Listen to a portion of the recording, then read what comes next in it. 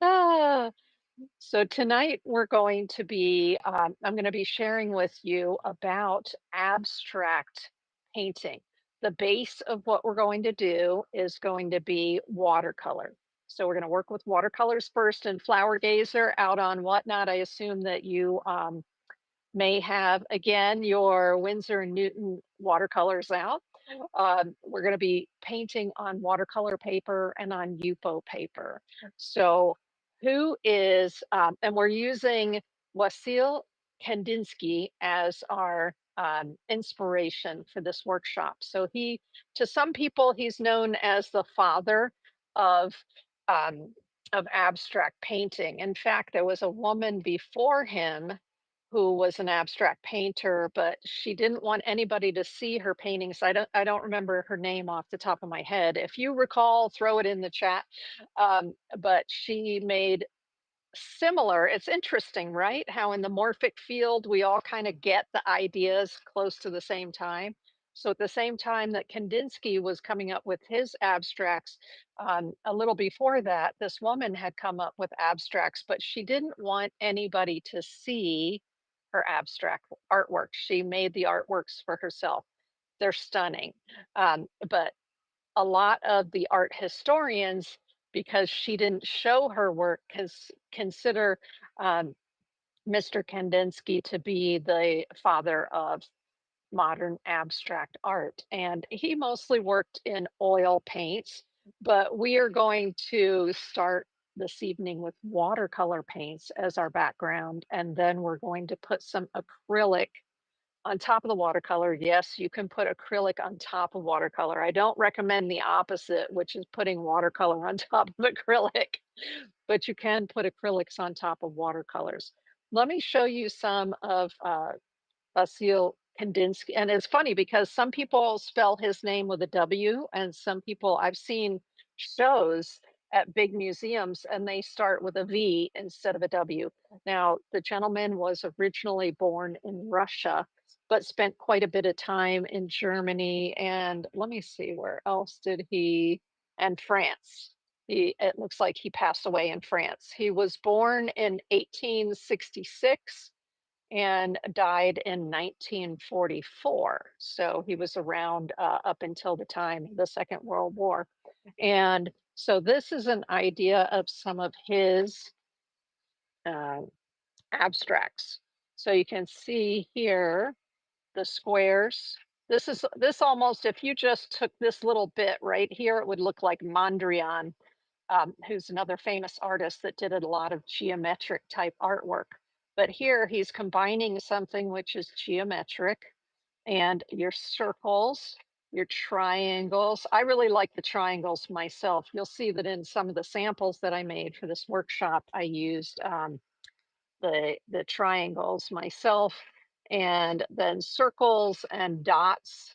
Now, because we're going to be using acrylics, we can create an interesting watercolor background. Like you see this soft background here, and then we can go on top of it and get more straight lines and shapes like that, more deliberate shapes using acrylic paints on top of the watercolor. So the next one is more abstracted than that. And so these are what I would call morphic shapes. In other words, that's not a perfect circle, is it? And this over here, what does that look like? It looks kind of like an egg almost, right? With a blue yolk in it. And then little circles, but they're not perfect circles. They're little wonky circles, right? So this is, I actually gravitate toward this kind of abstract art. I tend to like the abstract art that is more what I call organic. So the shapes are more flowing and more organic instead of being like perfect rounds, perfect triangles, that kind of thing. I tend to prefer that. But here's one that he did that's much more what I would call angular in terms of, like, if you look at the background, he's got the angular background, plus there are a whole bunch of these black lines in here. But then he has a bunch of his geometrics, so his circles in there. And so that's kind of way out, right? It's very abstracted, and Um, so he was beginning to bring that abstracted form into prominence at the time when he was painting. And then this is a very famous one of his paintings here of the circles. So we're actually going to do one of these tonight together. And so this is the one that I did using that same concept. So there we go. I made them. This is a 9 by 12. So I made them that each one of these is a square. And then I did the organic circles inside the squares and I used watercolor. But then I came back in with pens and did some detail work that's also very organic and some lines and some dots. So I was getting a little bit of Kandinsky's concept into this set. Now, here he was only doing the various colored circles and exploring that concept of the very organic circles, but I had to take it to the next level and put some dots and things and lines in there just because, we have to make the artwork our own, right? We're studying the masters, but we're making our own form of artwork. Um, Okay, and so this was done actually, this piece was done on my studio workhorse, which is the Canson XL watercolor paper. So we're going to talk about supplies right now. And um, this is my studio workhorse. It is not 100% cotton. So it is just a like a studio play. This is what I do a lot of play on. Now I do sell artwork on this XL paper, but it's not artwork that is going to be like museum quality, 100% cotton. I'm going to show you that paper next. And but it's 140 pound, nice and heavy and perfect for in the studio. As a matter of fact, this comes in a pad with how many sheets are on here? Let's see, 30 sheets. So it's very economical. There are 30 sheets in each pad, and it is taped, meaning it's glued up here at the top. And so this is the one that I use most of the time. But last week I had shown a special paper called the Stonehenge paper by Legion. Okay, Legion paper. And I said, Legion papers are expensive. Ooh, somebody over on YouTube said beautiful. So thank you very much. It's a hot press. That means it has a smooth surface. So this one I just showed you, the Canson, regular Canson XL has what's called a cold press surface. So it has a little bit of texture to it. And this one happens to be a hot press, so it has a smooth surface to it. They're both watercolor papers, though, so it's just play with both the smooth surface and the textured surface and see which one you like. Um, this one is a block, so that helps to prevent the paper from as you're adding a lot of water to it. So if we're doing watercolors, which this is made to be a watercolor paper, if we're putting a lot of water on it, our papers can tend to bow and this one is glued on this side and glued on this side. It's not glued on the top or the bottom, but it's glued on the long side so that it keeps the paper from curling as we're working on it. So we're going to make a set. We're going to make some artwork on this one tonight. I had said that last week and then I totally forgot about it. So we're going to do this one tonight. And then also during my workshop last week, which was Dreamy Watercolor Landscapes, we were working on round paper. So I wanted to show you this one right here, which is the Tosca paper. It's a round watercolor cold press paper by Magnani. So you see here the Magnani 1404. The thing to bear in mind with the Magnani papers is that they are European sizes. So this one is does it say the dimensions? I don't see the dimensions on. This is the back cover. The front cover, I don't know where it is because I've been painting on it. But this is terrific because it's a block.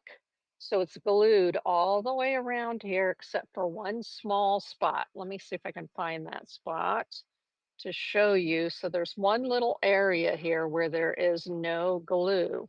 And that is where I will put, after I do a painting, I'll go in with my palette knife and I will separate it from the block. I'm just looking to see. What you do is you look along the edge here, and this is where, let's see, I think I just found it. Did I? Oh, as you can see, there's so much paint on the edge right there. Okay, here it is. Here it is. Yes, here it is. So this area right here is shiny.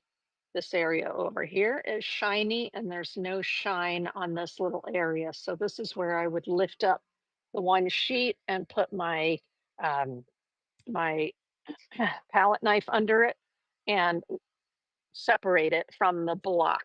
So if you're doing watercolor, I highly recommend that you use a block, because see how it prevents the paper from bowing up. It's fabulous. But this is one that I already did the initial rings, like the Kandinsky. So this is the rings from Kandinsky.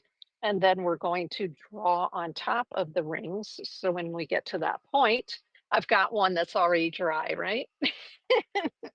So this is one that I did in preparation for the workshop, and it's using some of the elements of Kandinsky's artwork, right? Oh, there we go. I signed it there, so it goes this way.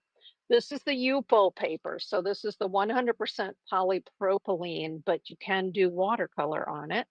So this is the Yupo paper right here in the round. It's different than the regular pulp. This is 100% cotton watercolor paper. This one's much more smooth on the surface. The surface is very smooth. And so you get a very dreamy watercolor laydown. And then I did the shapes, see the triangles here and the circles. So I was bringing in to this piece of artwork some of the elements that Kandinsky used in his. So for those of you like Mark who weren't here earlier, this was the first Kandinsky that I showed, and you can see the geometric elements. So we've got our circles, we've got our triangles, right? We've got kind of a Mondrian-like squares right here. And so that's the essence of what I'm going for with these pieces. That's what we're going to do tonight, is we're laying down a very ethereal background of watercolor, and then bam, we're going to just come on top of it and put some of those interesting shapes like Kandinsky would do for his abstracts. Okay, and then the next one is, last week I had introduced something called mineral paper. So instead of it being polypropylene or plastic like the Yupo, it's made from pulverized stones. So I made a piece. I'm trying not to not to reveal it till I show you the cover of the there we go. This was from Yasutomo, and it is a mineral paper or a stone paper. So that means they've crushed up stones and they've taken it and created a painting or a drawing surface. It's a beautiful surface. I love the surface of it. And so this is what I did with the Kandinsky feel to it. Wait a minute, let me see which way does it go. It goes this way. So I used the watercolor in the background and then came back on top of it with the geometric shapes and some organic shapes using acrylic markers, and acrylic paints. So we're going to do something fun similar to that tonight. This piece is called, let me see, I think it's Separation of Species or something like that. Oh, the pages are thin, so the pages keep sticking together there. It's called Separation of Species, is what I called this. So if you're on Whatnot, that is now available to purchase on the Whatnot store. Let me go ahead and put that away because it's a finished artwork, so I'm trying to keep it somewhat clean, right? And then for the giveaway tonight on Whatnot, after the workshop, we'll be doing a giveaway. And so I've made artist trade cards, and these are what they look like. So there's one, and you recognize the triangle and some of the geometrics and the circle and that circle in the background. Here's another one. It goes this way. And then I made one like this with just the circle so it can dry in watercolor. This is watercolor paper. And then that way I can do one live, and then you can pick from one of the three for the giveaway later at the end of the workshop. Okay, so the paints we're going to be using are a combination of watercolor paints. And tonight we're going to mostly, not completely, because I have so many watercolor paints, but we're going to work quite a bit with the core watercolors. I introduced these to you last week. Here you go, like this. See, I think they go like that. Core watercolors. They're by Golden Paint, and I like them because they explode. Right? They explode when you use them. And I had mentioned to you before that you can take these tubes of paint, if you have tubes, and you can squeeze them into little empty. So like this, little empty, these are half pans. A full pan is the same width but longer, so double. And so you can put your watercolors, the moist watercolor, into a pan like this, let it dry, and then you'll have a travel pan. So this is a little pan right here that has the quinacridone magenta in it. Now, when I'm in my studio, I like to work with fresh paint. That's paint straight out of the tube because I find it's just more juicy. It has more punch in the color, usually. However, what I found about the core paints is that even when they're in a pan, they re-wet. It's called re-wet because I've allowed them to dry in pans, but they re-wet amazing. The pigment just releases. They have a special kind of binder that they put their pigments in, these folks at Core, and it re-wets like a dream. So this is a set from Christy Rice. This is one of Christy Rice's travel containers, and I have filled it with a set of these core watercolors. So I'm going to show you, see how bright they are. I would consider them modern colors. These are not dull at all. These are super pigmented and super bright. So here is the set here of the core watercolors. So we're mostly going to work with the core watercolors tonight because I really like how much pigment they have in them and how they kind of explode on the page when you're working with them. So there's actually one of these already in there, one of these core magenta. And so I don't know, I may show you the difference between the tube and the pan. We'll see, because the pans are it releases so well. I love it. I highly recommend the core watercolors, but I will tell you, they are very expensive. They're super expensive. No, right? Okay, the other thing that we're going to use and that we used last week is the Caran d'Ache crayons. These are the artist grade adult crayons, or if you have any other type of crayon or water soluble wax uh, pencil, then you can use those. But these are the Caran d'Ache. I think there's a total of 84 colors in the Caran d'Ache. These artist grade crayons, love using them for accents. They're terrific. Now, this is just some cheap watercolor paper. And the nice thing about these Caran d'Ache Neo Color 2 is it says on here, let me find one that it's easier to see what it says. Here you go, the yellow. It says here, Neo Color 2 Aquarelle. Do you see here where it says Aquarelle? The reason that I'm mentioning that is that means that they are water soluble. Now, there are crayons that look exactly like this from Caran d'Ache, the same company, and they're called Neocolor 1, not Neocolor. This one says Neocolor 2. The Neocolor 1 are not water soluble. So I use those two for accents on top of my artwork as a resist, meaning you can put down a line and put watercolor over it, and the watercolor will repel from that line. So there are purposes to use both. But this is a cheapity watercolor paper. And what I did is I put down the color from that set, and then in two little bubbles, and then I used water on one of the bubbles on the cheap watercolor paper, just to show me a visual of what the color looks like. And then also, these are some blends, because just like with any other watercolor paint, acrylic paint, oil paint, you can blend multiple colors together to get different colors. And so I wanted to show that. This is the black and the white together to get a gray. Yes, so you can combine the colors together. Sometimes I just go right over top of the colors if I want a blend of some sort as I'm using them right on my artwork.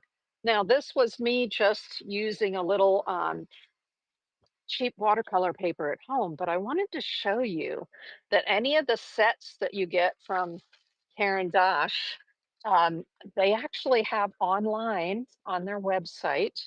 You can get a color chart like this. So this was for the set of 10. It's 10, not 15, right? I think it's 10. 1, 2, 3, 4, 8, 12. This is the set of 15. Sorry, it's not the 10. This is the 15. So I was able to go online and find the color chart for the set of 15. And then it has the names and how light fast they are. So it has all of your artist information on there, and you can fill in the little holes. And what I did was I used a special paper. I have an Epson printer. So I used special paper. This is a matte presentation paper. And I printed it on there because it's a nice thick paper, and that way I could apply water as well as just doing the swatches like that. So this is the dry swatches. I printed it twice because these are water soluble, right? And then what I did was I put some Sharpie in there. So that's the black line is Sharpie. And after the Sharpie was dry, I put a little line going the opposite direction of the paint, the crayon. And then I used water. And so here you can see how opaque or transparent the color is when you add water to it. Okay, isn't that cool? So, and that I just got that right off of the Caran d'Ache website. So I highly recommend that if you buy a set of these Caran d'Ache crayons. You may not have known that there were um, those color charts that you can fill in so that you can see the actual colors for yourself. But yeah, I love my color charts. The one I made, which was before I figured out that they had them online, and then once I found the color charts that they had provided us with, even better, right? Because that gives you a little bit more information on the pigments, and I like that. Okay, so something else that we're going to be using on this travel kit, what you'll notice if you have any travel tins is there are areas right here for you to mix colors. So this is a set, this is a 24 travel kit, meaning there are 24 little wells in it. Sometimes when you buy travel kits, just so that you know, like a travel tin online, sometimes they come with the little half pans or pans for you to fill, and sometimes they don't. So just be aware of that. You can buy the pans separately, which is what I do. I just buy them in a box like this. And so there's whatever, 100 pans or something like that in that box. All right. So I have plenty of pans, but I like when they come in the set, like this set from Christy Rice already had these little wells in it, the little half pans, so that I know that they're going to fit perfectly into there, right? They're pretty much standard, but the little ones that I got in that box. They're a little different. They have this little lip on one side. So I'm like, okay, whatever. And it came with these little magnets because if you want to put it onto a tin of some sort, you see here the little magnet is sticking there. So it helps to keep it from moving around. Because if you have some sort of tray and the tray is magnetic, it's metal, then it can help if you have the little magnet on the bottom to keep everything from rolling all over the place, right? Just like that. Okay, um, let me put that. I'm going to put my little color chart up there and put these over here. For brushes, what are we going to use today for brushes? I think we're probably going to use, you want something that's fluffy for the kind of work that we're doing. So last week I showed you, this is the silver brush blending quill, they call it. It has a nice big fluffy top to it. Um, this one is by Yasutomo. It's the fusion brush and it's the large size 5. Yeah, so that's going to be a good one for what we do today. But you may also want some detail brushes. So this is actually the full fusion set from Yasutomo, and it has 5 different sizes. So I like that set. If you're a beginner, it's a great set to start out with. Um, and I also have here some more of these are the water soluble woodies. And then we're going to need some sort of marker, right? For when we get ready to do those interesting shapes on top, the abstract shapes on top of our watercolor. So for that, we're going to be using I have the Pebeo acrylic markers. So there are many different companies that make acrylic markers. Pebeo gave these to me. Thank you, Pebeo. And so I love working with them. And bear in mind that acrylic markers come with different types of tips. So, for instance, this one is a large, round, what they call bullet style tip. And sometimes they will come with a chisel tip. So, this one right here is a chisel tip, right? And then sometimes they have a brush tip. So, let me show you one that has a brush tip.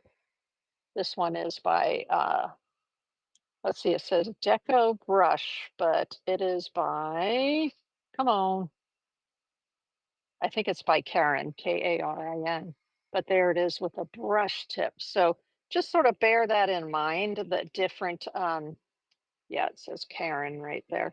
Different, uh, excuse me, the acrylic brushes or the acrylic markers come with different types. And so that may be something you want to try out different ones to see which ones you like. All right. I'm going to be using a brush holder. So whenever I finish with the video, I go back in oh, thanks for the little celebratory hearts over there on YouTube.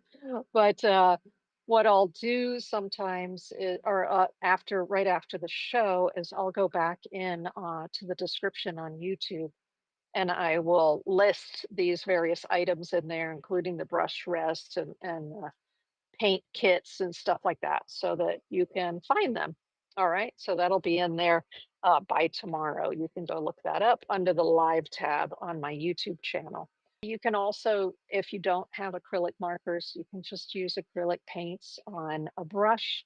And when I did this piece right here, the separation of species, I did both. I did some on a brush and some with the markers. So you're not restricted to just doing your shapes with the pens. You can also use various types of brushes and acrylic paint because y'all probably have lots of acrylic paint. I know I do, hiding in your studio somewhere. Okay, so we are going to go over top of the table and get started.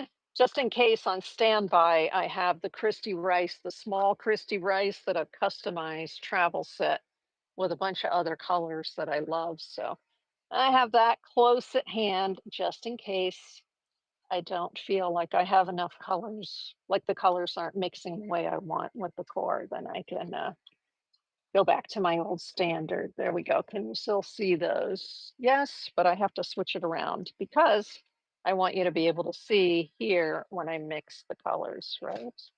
Let's look at that. Yes. Okay. Yay. And I'll put the colors up here so I have them for my reference. Yes, you can still see that. Awesome. Awesome. Awesome.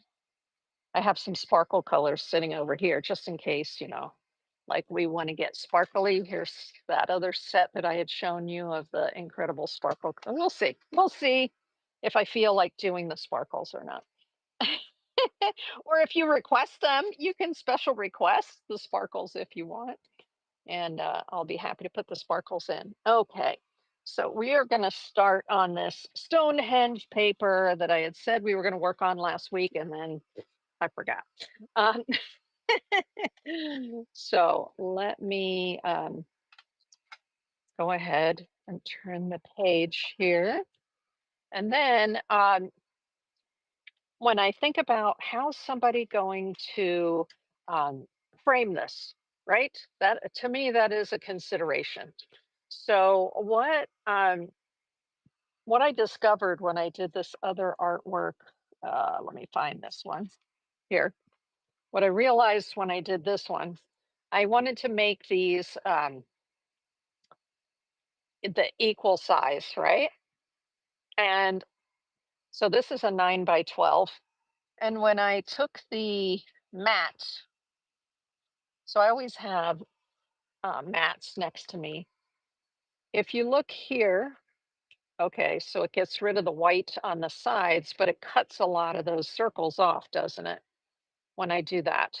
Now, you certainly can present your artwork like that, but to me it's a little off-putting. It's like, where's the rest? Where's the rest of that art? And then there's also a skinny version of the 11 by 14 here.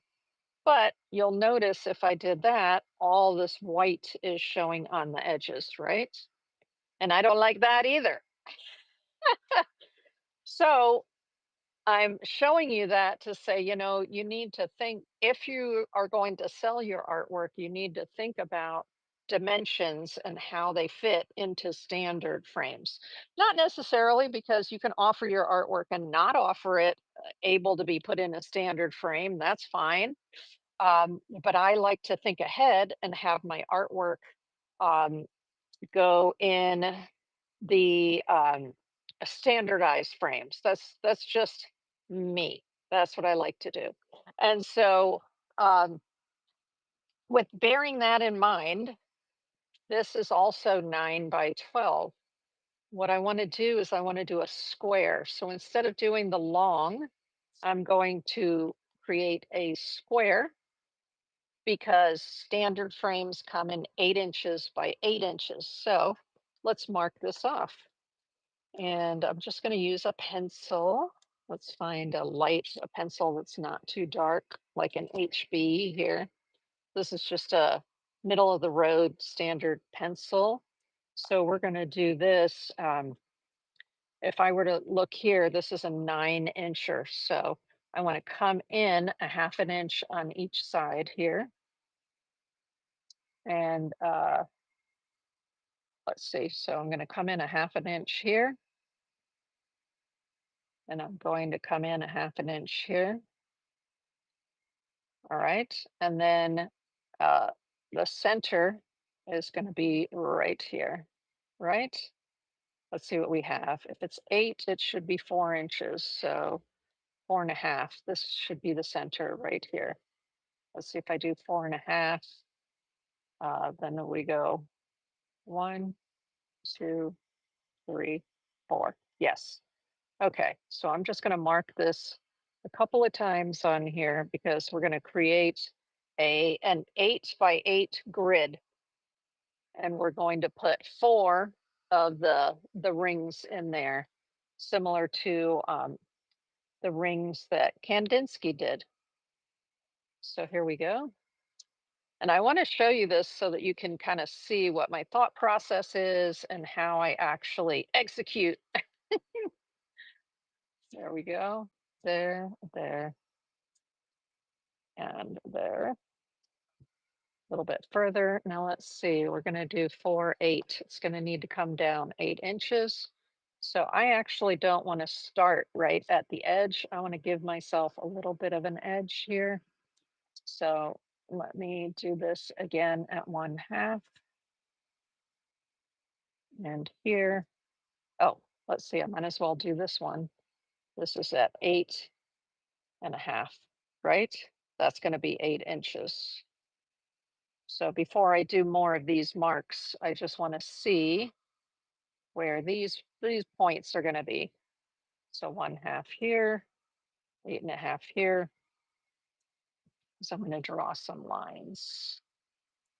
So 1/2 here, 8.5 here. So these lines are going to go this way. And that'll leave me with a little strip over here that I can do something else with, right? Often when I have strips that are left over, so in this case, I am going to have this leftover strip, I'll oftentimes like to make bookmarks out of the strips. Okay, let's do this right here. Go across, this is the 1/2 inch mark, so that I'm giving myself a little bit of an edge there.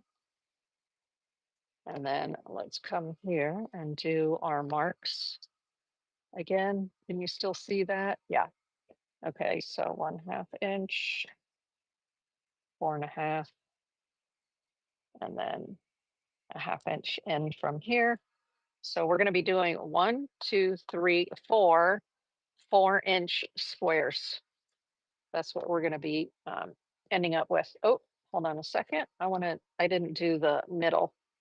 So let's do the middle is going to be, so since we're at 1/2 here, the middle is going to be at 4.5. Let's do it again. 4.5 up here, 4.5 down here, 4.5. There we go. So now we're going to go this way. I try not to get too dark with my pencil line. So I'm just barely running it along the edge there. And then we'll do these. So this line, I need to kind of get a feel for where am I putting those squares, right? So here, here. I could have done this ahead of time, but then you would not have the full effect of this is what I do to create the artwork. So here we go. Here, I have some more marks. Nice. So now I'm going to be finished with an 8x8. And that's important because you can buy a frame for an 8x8 artwork. And that's why I want to only utilize that part, because when I did the full length, because this is 12 inches long, so I did 4, 4, 4, I ended up with a rectangle that would not fit into any of my proper mats. And that's a travesty, right? No. Now, what you can do at this point, before I start painting, I go back in with an eraser and just my favorite are these Stettler Mars erasers. And I'm going to get rid of these um, dark spots because I don't want these dark spots showing through my transparent watercolors, right? If I was working with gouache, which is an opaque watercolor, it may not be as important, but because I'm working with transparent watercolors, I'm leaving the lines there, but I want to get rid of these dark spots that I put down that I used as my reference marks. You don't have to do that if you don't want to. I just like to do that so that they're not sort of in your face if I'm using a really, really light color. Okay, so the concept is that I'm going to be making 4 squares. Kandinsky did his artwork, I believe, with 12 squares. Let's look back at that. Okay, Kandinsky, let's see what he did. And I think he did it as a rectangle also. Right. So 3, 6, 9, 12. So Kandinsky did his with 12, but I'm just going to do mine with right now with 4. This is the sample that I had done for the workshop, and I did 6, but this is 12 inches long. So I could have done, um, what is that? 1 inchers? No, half of that. I don't know. Whatever. 3 inchers, 3, 6, 9, 12. If I had taken a 9 by 12, I could do 3 inches, 3 inches, 3 inches, and get something like what he did here. Okay. If you want to math, right? We're mathing. A lot of times artists don't like to do the mathing, but there you go. Okay, so now I've got 4 squares here. This is a beautiful watercolor paper. Like I said, it is the Stonehenge Aqua Hot Press, so it's a smooth, but it is 100% cotton. Nice. Okay, so we're going to do these fun circles, and I'm going to use this the number 5 of the Fusion brush from Yasutomo. Hey there, Rose. Rose said good evening on YouTube. And sorry, I'm late. What are we learning tonight? So, Rose, we are making some abstract. Matching live is hard, right, Mark V? Yes, yes, yes. Um, so, for the benefit of Rose, who's come a little bit late, we are doing Kandinsky abstracts. So this is the circles that he did. He was exploring different color relationships with something like this. And then he also did a lot of geometrics. So here we're looking at line, curves, circles, triangles, little squares, like sort of Mondrian-ish there, and then very organic and loose abstracts. So we're starting with watercolor, and then we're going to come back in with acrylic on top in order to do some fun designs like uh, Kandinsky did. But we're going to start out. This is the Core Watercolors, QOR. You know what? I'm going to get one of these out and just set it over here so you can see it. There you go, since these are not full. So these are the core watercolors that I'm using. And then, oh, I guess I'm going to have to turn this around, aren't I? Because I have my quinacridone magenta starting here all the way to Payne's gray. Actually, before I start putting paint down here, let me do a little bit of swatching for you so you can get an idea of the colors. So this is a very inexpensive, um, I call it like an art journal spiral bound book of watercolor paper from US Art Supply. And they come in a set of 3. This 5.5 by 8.5, which is like perfect for doing your little. This is what I showed last week where I was using the this to do some testing for the those dreamy landscapes. But let me just show you how quickly, like I haven't even sprayed these with water. All right. Look at how much paint comes off of there. That's what I was talking about, where I said that these release paint so well. This is a green right here. I mean, it's amazing. What I'm going to do right now is I'm going to go ahead and spray these with a little bit of water. So I do like to have a little spray bottle in the studio.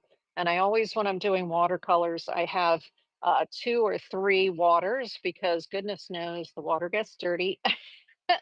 And this is my favorite little water cup because it holds your brushes like this very well. This is the collapsible cup, so I travel with it from Faber-Castell. Love these.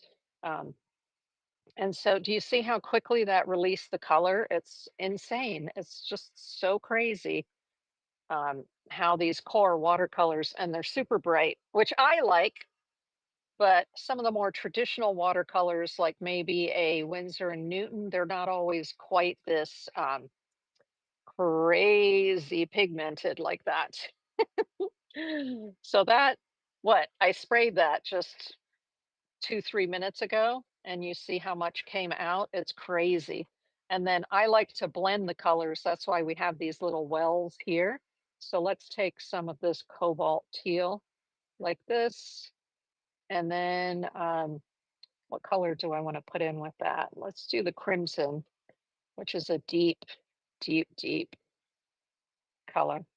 And so you can begin to get your sort of cranberries and purples just by combining your colors like that. If I want it to be a little, see, that's a lot different than this purple that's in the set. This purple in the set's called dioxazine purple, and it's quite dense.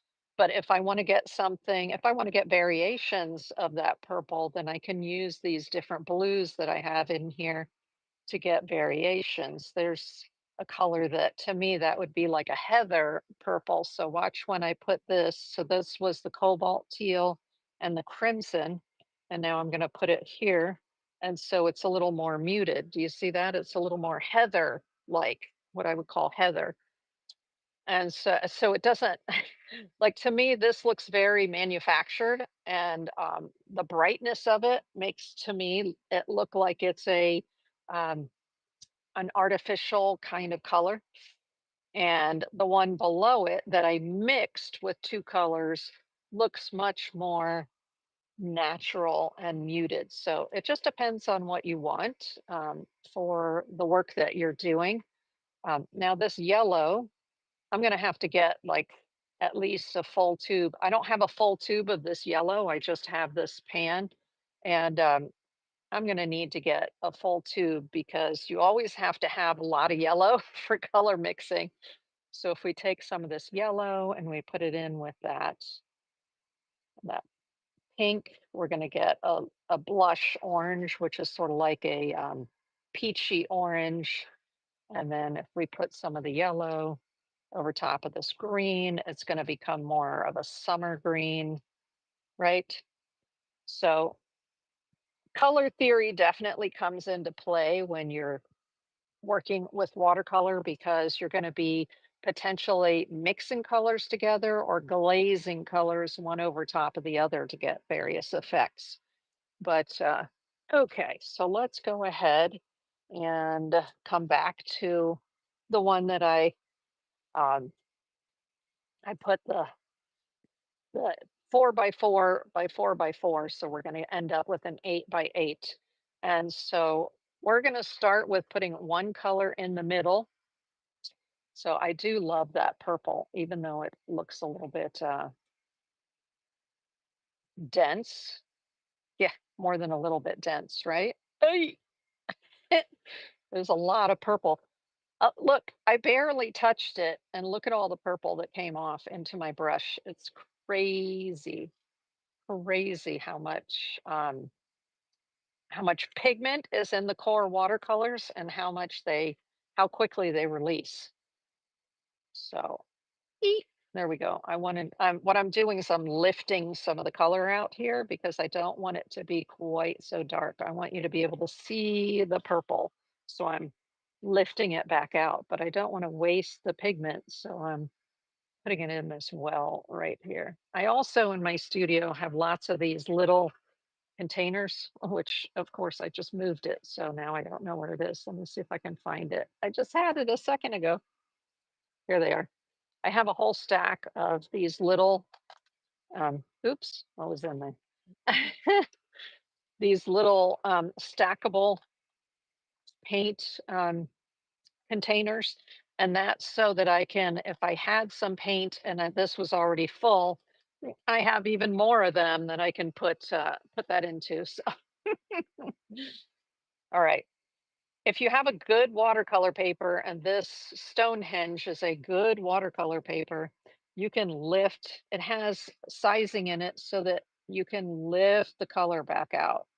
So that's what I'm doing. This one is quite a dark purple, and I wanted to lift some of the color out. So just by using water on my brush, I was able to lift some of that out. Now I'm also noticing that as I was flailing paint around, and that happens a lot in my studio, that, oh, somebody said ciao from Italy. Ciao, ciao. Um, this is the Princeton Velvet Touch Willows Blender. It's a blender brush and it has a stiff, kind of stiff hairs here. And so I use that to pick up these little strays. So I don't want there to be too much water in there. And then if you have a good watercolor paper, you can sort of scrub into it and not remove half the paper. Now that barely touched it because it's purple. Purple's quite a dark color. But okay, so we're just going to move along and come to another color over here. And what do we want to put in the middle of this one? Ooh, I like this permanent scarlet, it's called. It was a beautiful color. So I have to I keep forgetting that you don't have to do very much scrubbing in these to pick up lots of color, loads of color. Okay, there we go. Lots and lots and lots of orange. What am I doing to myself here? I am just picking up tons of color, which is fabulous. You think it's expensive paint, but it's actually not for the amount of pigment that you're getting in there. Holy moly. Okay, what are we putting in the next one? So we're going to build the rings out. And the next one, ooh, I really love this. Something about the cobalt blue. I use a lot of cobalt blue. So let's put cobalt blue in the center of one of these. Now, what if I think I can use that cobalt blue as a ring around something else? So maybe I'll just, while I still have cobalt blue in here, let's put a ring of cobalt blue around this one. So after you've got those first centers down, you can start uh, building rings around your other colors with those colors if you want to. Okay, lovely. So now we've got another ring going there. I like that combination of purple and cobalt. And then we have one last dot to do over here. Okay, I'll probably do it with magenta. Not too much. I can always go back and pick up more color. Oh my gosh, look at that. Just the color is crazy, crazy, crazy good. Crazy good. All right. So now we're going to go with our second rings. And I like this green right here. Oh, no, let's go with one of the blues. So we've got phthalo blue and ultramarine. I think I'll do the ultramarine blue. Now, blue and orange are opposite each other on the color wheel. So they look nice next to each other, not blended together, but next to each other. So what I'm going to try to do as I'm putting it on here, the second ring, is I'm going to try not to get it in with the orange, because if it touches the orange and the blue blend together, you're going to get like a brown. That So opposite colors on the color wheel, when you mix them together, they make like a shadow color or a brown color. So let me show you that. Let me go back to this right here and let me show you real quick the color wheel. So I had shown last week we have a watercolor mixing wheel, but no, I need a color wheel that I can take out. Out, out, out, out, out. Is this one that'll work? No, I have so many color wheels here, y'all. So many different color wheels. Okay, so let's just get the regular color wheel. No, don't you go anywhere. Let me see. Yeah, see, this is the way they're supposed to be, where you can take it right out of the bottom. The watercolor wheel wasn't like that. Okay, so with the color wheel, if I take orange, the one in the middle, so if I go here, it's kind of a red orange, isn't it? And then I have the blue on the color calculator part of it in the middle. And I put blue on the red orange. It's going to show that it's going to give me sort of a purplish color. Do you see that? So that's how I can kind of gauge, okay, what kind of outcome am I going to get um, if I blend these specific colors together. So these are your primaries here. right? The red, yellow, and blue. And then there's white and black on the calculator part of the wheel. Okay. So you can, if you're not, really familiar with color mixing, you can use the wheel. Now let's take a little bit of that blue that I had, this one, and then I'm going to put some orange in it here. So that's the permanent scarlet. So you can see what I mean by it kind of makes kind of mousy, dull colors there. So, you may look at it and go, ooh, ooh, ugh, that's not really what I want. Oftentimes, those are the opposites on the color wheel. But sometimes you're looking for a muted color. And so that may be just the color that you're looking for is something that's not so bright and in your face. So just remember that if you go with opposites on the color wheel, they neutralize, they create neutral colors, they neutralize each other. Okay, so what are we doing over here? I kind of like the purple, but I'm thinking I might want to go with yellow at this point. So let's take some of the yellow and put it around. This is the cobalt teal. So, flower gazer, are you doing this project at the same time? Because I know last week you were. Now I'm noticing if I go over top of that cobalt teal with the yellow, I'm getting a bright green. So I'm going to bring this right up to the camera right there. The yellow went over top of the cobalt, and I got a little bit of bright green showing because when the two of those blend, that's what happens. The blue and yellow create a green. Okay, so around this one, I'm actually going to put a green, but this is called hooker's green. So it's quite dark. It's on like too dark to me for what I want to do here. So I'm actually going to put some yellow in with it. So let's grab a little bit of yellow and see if I can brighten that green up a little bit. A little bit. Wow, that green is so dark. Okay, but at least that gives us now red and green are opposite each other on the color wheel. So they will look nice next to each other. That's why Christmas time you see red and green, like red and green plaids and just red and green all over the place because they are colors that look good next to each other. But what happens if we mix them? So let's take a little bit more of this green here. And then let's grab a little bit of that magenta and see what happens to the color. Same sort of thing. It turns into sort of a mousy, well, it just mutes the color quite a bit. But if we add a little bit more green to that, it'll probably start turning more brown. Yep. You see how it looks kind of brown? That's because we're putting opposite colors together with, but they look nice next to each other. So we're good. We're good. All right. What do we want to do next? So this is it is an exercise in exploration to play around with different combinations and see where they lead us, right? So I actually think this would look really pretty with a blue around it. So I'm going to take this is a phthalo blue. Ah, it's going to be very very dark. Oh, there we go. It's nice. Looks nice. Ah, okay, the green is still wet, but that's okay. I don't mind. I don't mind when they sort of when they're colors that are not opposite one another. The green and the blue are actually next to each other on the color wheel.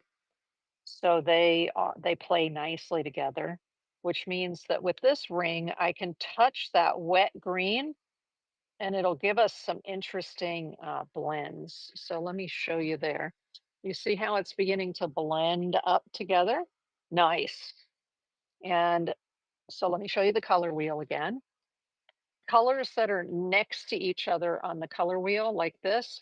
So there's a line down the middle here. All of these are, uh, for the most part, cool colors. That's your greens, yellow, green, greens, blues, violet. And then as soon as you start to get over to the red violet, so this size where you have your yellows and your oranges, this side is warm colors over here. Red, violet, red, red, orange, orange. Okay. So analogous colors, it's called. Analogous means colors that are next to each other on the color wheel. So if you look here, we have green and blue. So green and blue green. These are next to each other on the color wheel. So these, if you can never go wrong by selecting a series of colors next to one another on the color wheel. They're going to play nicely together, and they will also blend nicely together. Okay, you're not going to get mud like you would with some of the other ones. Now I'm going to go with purple here because this yellow is dry, and purple and yellow are opposite each other on the color wheel. So you see the violet here and the yellow here. They're opposite each other. So they look good next to each other, but they'll turn brown if you put them together. So let's grab some of that violet from earlier. And the yellow is not wet anymore, so it's not going to spread into the purple, which is perfect. I can get the purple up close to the yellow without actually having the two blend together. So they'll look good next to each other without having to have them blend. Nice. Let me see. I was looking to see if Flower Gazer said she was painting along like she did last week. Okay, cool. Nice. All right. Now I'm letting these remain very organic. They don't have to be like perfect circles. That's not the idea. We're trying to make circles that are more organic. Okay, so this one that already has orange and blue, which are opposite on the color wheel, what color do I want to put outside that one? I kind of like the idea of doing a green ring, so it's not next to this one here, it's opposites, and opposites look good if you have the same color. So now that green is barely there, so I'm going to grab a little bit more green. Wow. You probably couldn't see that, but when I put just a tiny bit of that in there, it explodes. That's what I love about the core. Some people hate that, but I love that effect, the way it explodes like that. The um the pigments, the core pigments, the base that the core pigments are in just causes the color to explode. And if you're using a core watercolor with a different brand of watercolor, the other brands of watercolor use different binders. Um, Core from Golden has um, their own brand that they developed of binder for their watercolors. Let me see if it says it. Aquazol, Aquazol. It says right there. So Aquazol is what they use to suspend their pigments with, and that's what causes it to explode and push other colors out of the way. So if you're using another brand of colors together with core, it's going to push the other colors out of the way when it explodes. And better that you know that before you try. All right, I'm going to do, oh, what am I doing here? Which one? I want to do an orange, but I have an orange here, so I don't want the orange I'll probably use the orange over here. Um, so what other color can go in here? Let's see. Not the orange. I could do just a yellow. Let's do just a yellow by itself. Why not? Okay. And that's okay because there's a yellow over here. So if they're opposite each other, I like that better. Oh, better. I like when colors are opposite each other diagonally. Okay, here we go. Yellow. Lovely. Okay. A little bit of overlap there. That's okay. Fun. Okay, so that's the third level. So we've got our third ring. You don't have to do your rings the same size either. I can change my the size of my brush. I can go down a size. Ooh, let's go down two sizes. So now we've got a size 3. Yeah. So this is the yeah, Sotomo Fusion brush size 3. And decisions. Okay, I think I'd like something to sort of explode into here. So what color would I do? I was looking at green, but green is here. So maybe the magenta here. I'm going to use the crimson. So I'm going to come into the crimson here, and I'm going to do something maybe a little bit skinnier instead of doing quite wide. And it's okay if I touch the edge of this wet color. It'll just mean that some of the color will migrate in, and that's okay. I just thought I'd do something a little skinnier instead of doing a big fat ring like I've been doing with the other ones. Whoa, this color just, it does explode. There we go. If I want it to be lighter, I can come back in with just water and lift some of that color up, right? Lift some of it. Woo! Okay, this crimson is quite the staining color. So it's saying, Mama, I do not want to come up. I understand. There we go. Okay, now we're getting some good play. Do you see the play right there? Where it's encroaching in the other color, and I like that. So for instance, let's go over here. We've got the purple, we've got that. Ooh, we're almost exact copy over here of the colors. So I'm actually going to do like a heavy green right here for the heck of it. So let's do the green, but do it a little heavier. Add a little bit of water in there. Okay, and we're going to do a thin line. Now, if I wanted to get some blending of the green and the purple, what I can do is go in with just water. So I'm actually, hey, Cupcake Twins. Oh, Cupcake Swirls over on Whatnot. Welcome in. So this is a clean water. I'm getting just water instead of using the dirty water. And I'm going to come in here and make the purple, just wet the purple again on the edges so that if the green wants to migrate a little bit, then we'll get some cool migration effects. And that's part of the joy of watercolor, I think, is the way the paint migrates. Sometimes you don't want it to migrate, but other times, like when you're doing abstracts like this, the migration is actually a lot of fun. Okay, here we go. A little bit more green, a little bit more, a little bit more. Awesome. And the circles don't need to be even because the whole idea is to be abstracted here. Okay, so we have a nice small line. And then this one, what color do we want on there? I think I will put some of the, see right now I'm limited to 12 colors in here unless there's something that I can mix, right? So for this one, let me get the outside wet of the green. So I'm just getting the outside of the green wet so to encourage, possibly encourage migration there. And then, oh, I have to pick a color. Pick a color. I really like this, but I think I'm going to mix it a little bit. So this is the cobalt teal, but I'm going to mix it a little bit with the phthalo blue. Yee!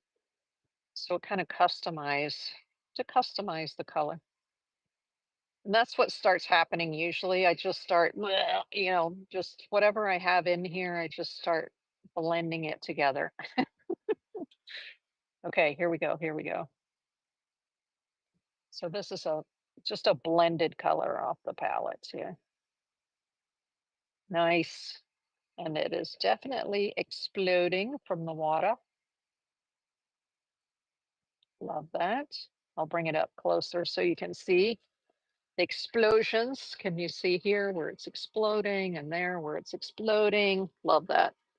So it's encroaching with the other colors. That's the beauty of watercolor, right? Okay. And then I have to do something over here. Let's get just water first. Just water around the edge here of the blues to encourage the next ring to bleed. Normally you don't want bleeding, but with something very abstracted like this, I love the bleeding.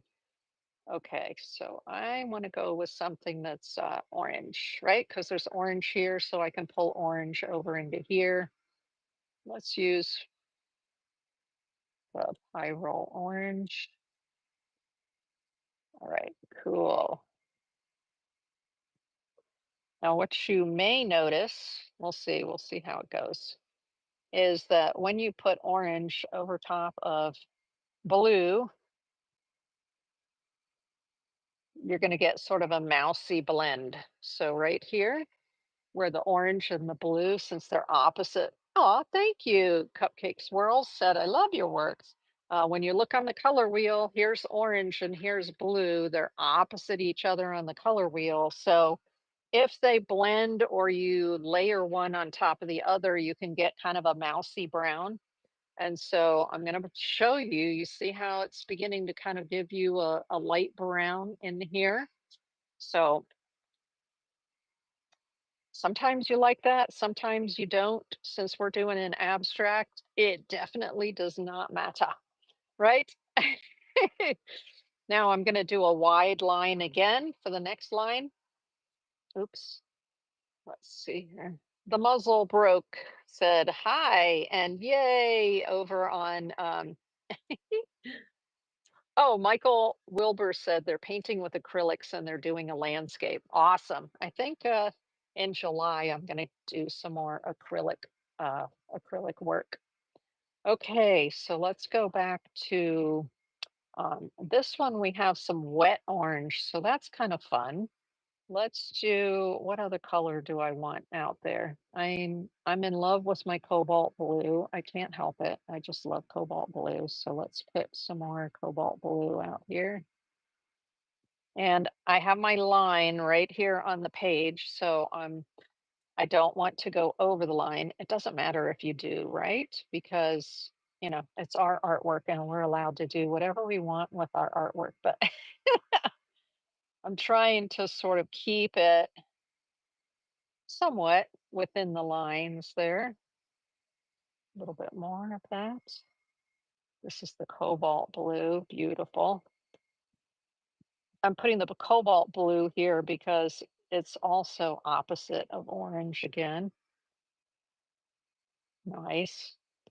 And, you know, as you do these, you're basically just experimenting with different color combinations. And then afterwards, you can look at it and say, ooh, I like this combination. I don't like that combination, right?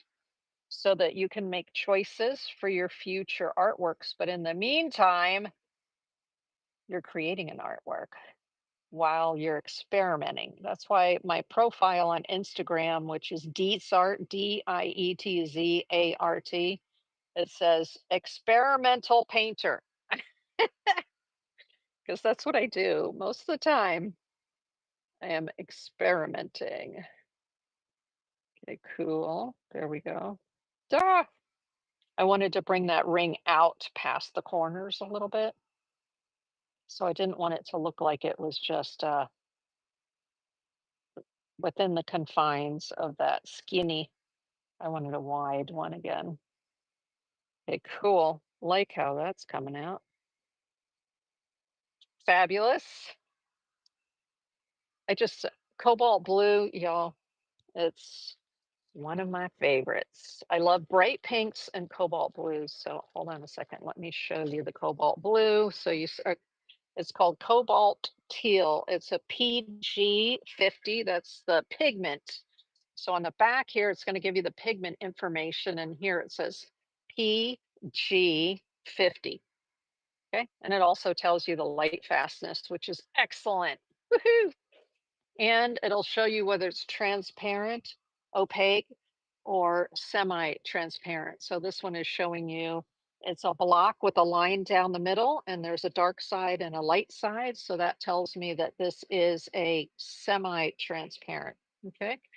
But let's see this one right here. I'm looking at what these say. Ultramarine blue. Okay, it's showing this one as, I think, transparent. Let's see. No. Okay, so this one is opaque where it has the line through it. Okay. Or maybe that means semi-trans. I don't know. I just know how they paint. Because this one, which is the magenta, has a block with no line in it. And that means that, and it's just white, and that means this one is transparent. That I do know. All the quinacridones, any color that starts with the word quinacridone, like this one, is quinacridones are transparent, period. And if it says phthalo, PHTHALO, actually it's phthalocyanine, but here you're going to see it says phthalo, PHTHALO blue. And so that phthalo blue is transparent. If it starts with phthalo or phthalocyanine or quinacridone, they're transparent. Okay. Just another little random tidbit about watercolors, right? Okay, now my water here is quite dirty, and I'm like, no, no, no, I want clean colors.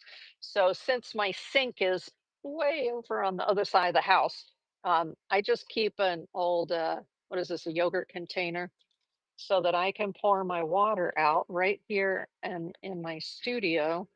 And then I have a container, woohoo, a container of water here, and I can just refill it. That way I can sort of clean up my water.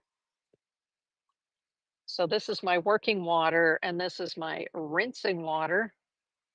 So the rinsing water usually stays pretty clear. But I'm looking in the camera and I'm like, ooh, I like where this is going, right? I like where it's going. Okay, the next one. What are we gonna do? The next one. Maybe I'll come over here on this one. I think I want to put yellow around the outside. Yeah, I think I want to do a yellow. So let me get this area here wet. So you can pre-wet it or not pre-wet it. It's up to you. Now this one's a little wonky in that the line is right here where the blue is. So it's okay. It's okay. This is all just uh, abstracted. So it doesn't matter. It's my hand and it's what I did at the moment. And that is fine. It's fine.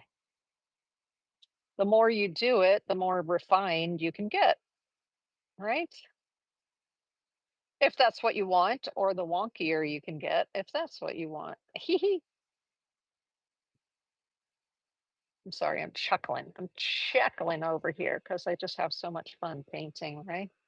There you go. Now it goes off, like I said, it goes off the edge. I think I will just put just a little bit right there so that when it's being framed, there we go. See, this one's much more exciting to me than that one is right now. However, when you go and you put your accents on top of it, that could completely change things. Okay, I think I'll do a large green over here. Ah, dropping water, dripping water. There we go. Just a bunch of water there. Since we have green on the palette, let's go ahead and use it. You, it is just exploding everywhere. There we go. Fun. And I'm using the green next to the magenta color because I know that green and magenta are opposite each other on the color wheel. And so they'll look good next to each other. Okay, that's fun. And then we have this last one. So let me put some water around here like this. Okay, lovely. Oh, what color? What color? Yeah, we're gonna have to use like the crimson or the magenta. I think I'll pull the magenta. The crimson is just a little bit deeper. So if I show you here, here's the magenta and there's the crimson. You see how the crimson is just deeper than the magenta in color? So I want something that's more pink, more pink. So I'm gonna pull the magenta. There we go. So I'm gonna come up and kiss the color here.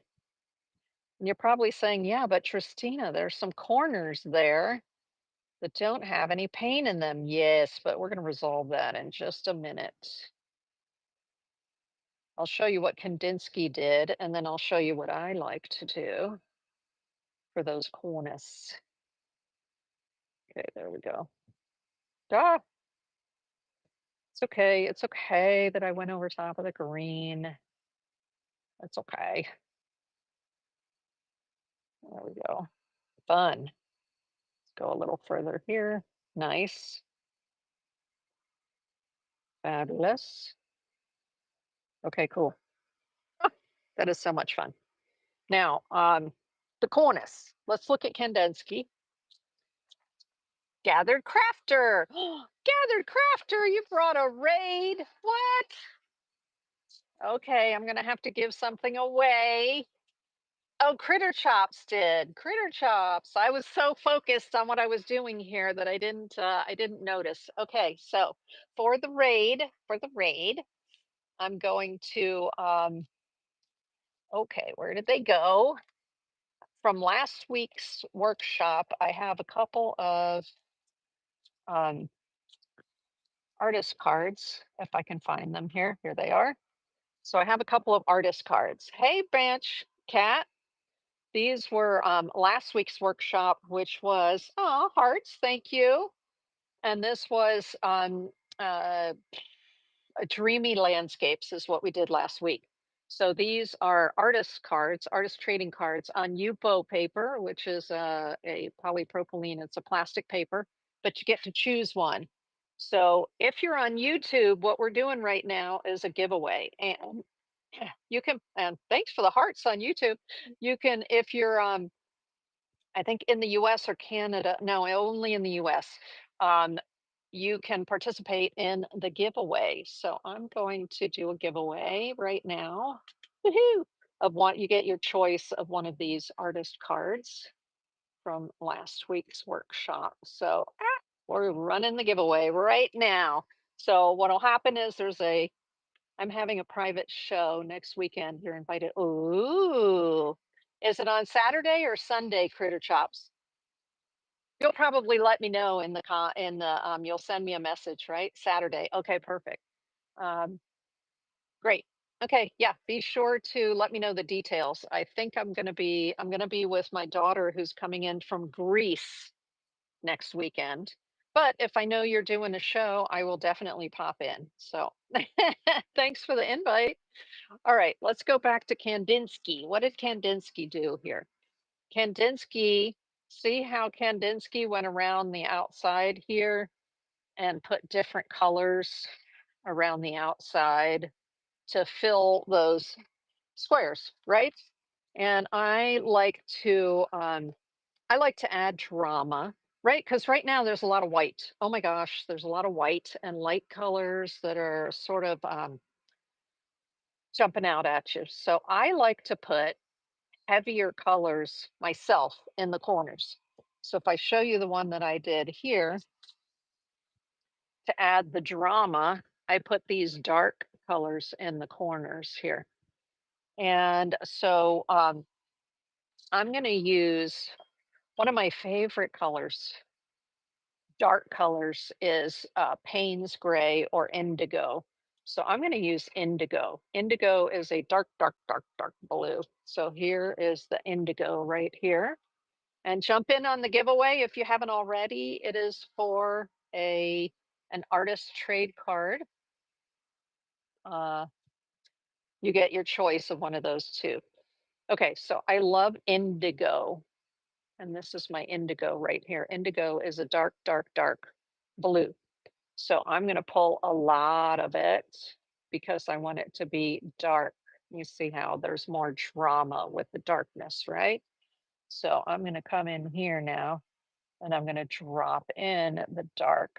I don't have to worry about the lines. The lines are just guides for me right now. So now I could do a dark indigo on this one, and then a different color here. That would be kind of fun as well, right? But I don't have to worry about going over those lines because um, on the outside, because it's going to be matted likely or in a frame. And so that very edge is going to be covered, covered, covered, covered. So let's do the indigo here. Ooh, nice. And bring that up and put a nice dark color in there. Okay. Oh, it's coming in on the yellow, but you know what? That's okay. That's the whole idea is just to play and let it slosh and don't worry about it. Okay, we have a minute to go on the um, givey, givey, givey, givey. Okay, so let's bring the dark color here. The indigo, nice. Like I said, I'm going past the line, the outside lines like that. So we're just going to add that drama there. Drama, drama, drama. And then put some drama in here. Now I could put a different dark color on each one of those corners. I don't have to match them up. Kandinsky was experimenting with all different colors there when he was doing his squares. But of course, he did 12 squares in one artwork. Plus, I don't know how big that artwork is. It could be huge. A lot of his artwork was large. There we go. So we've got some dark there to offset the light that's on the inside. And then do I want to go dark, dark, dark here as well? I think I will do the indigo opposite here. And then these two, I'm going to put a red, like a dark, dark, dark red. I think. I don't know. We'll see. We shall see. And the reason I want to do a different color in those other two is because um, otherwise this sort of square in the center here would just be like a big black, big dark blob. And I don't like that idea. So let's go here. Okay, flower gazer won. Great, congratulations. And so let's go ahead here and finish up the edges of this one. Oh my goodness. Nice. Bring it around here. And then, so I like the dark. That's my preference. I like the dark in the corners because it sort of offsets the beauty of the lighter colors. The reason I kept the colors in the middle a little bit lighter, so using more water with them, is that I want to be able to draw on them with the similar style, lines and dots and things like that. Um, okay, let's grab a little bit more. So we'll just bring that in here. You know what? I think I might do, oh, no, that won't work. I was going to say, I think I'll do um, a dark green, but it won't work because I have a green here. So I should have thought of that. But that's okay. You can't always think ahead on all of your details, right? You have to kind of take some inspiration along the way. Okay, so that's those two. Let me bring it up closer so you can, for this part that's dry, you see how dramatic that the indigo is? Wow. I love pairing indigo, that darkness, with other very earthy colors. Those are some of my favorite combinations. Okay, so here and here, now I have to come with another bright color. And I love the bright orange. Maybe we'll do bright orange. Let's do that. So this one right here, which is like a bright orange, but we'll try to do it sort of deep. Maybe I need to darken that a little bit. So let's grab a little bit of crimson along with it. So we got some crimson and orange. Ooh, that's an interesting color, and it's pretty deep.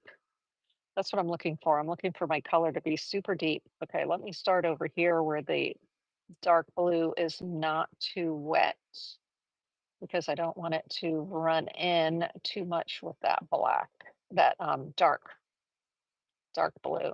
Remember, it's okay to go over the lines on the outside. Okay, here we go. That is a pretty color, actually. I like that a lot. Okay. Oh, there's only a tiny corner over here. Let's just it doesn't matter if I go outside that corner because somebody's gonna mat it or just stick it in a frame.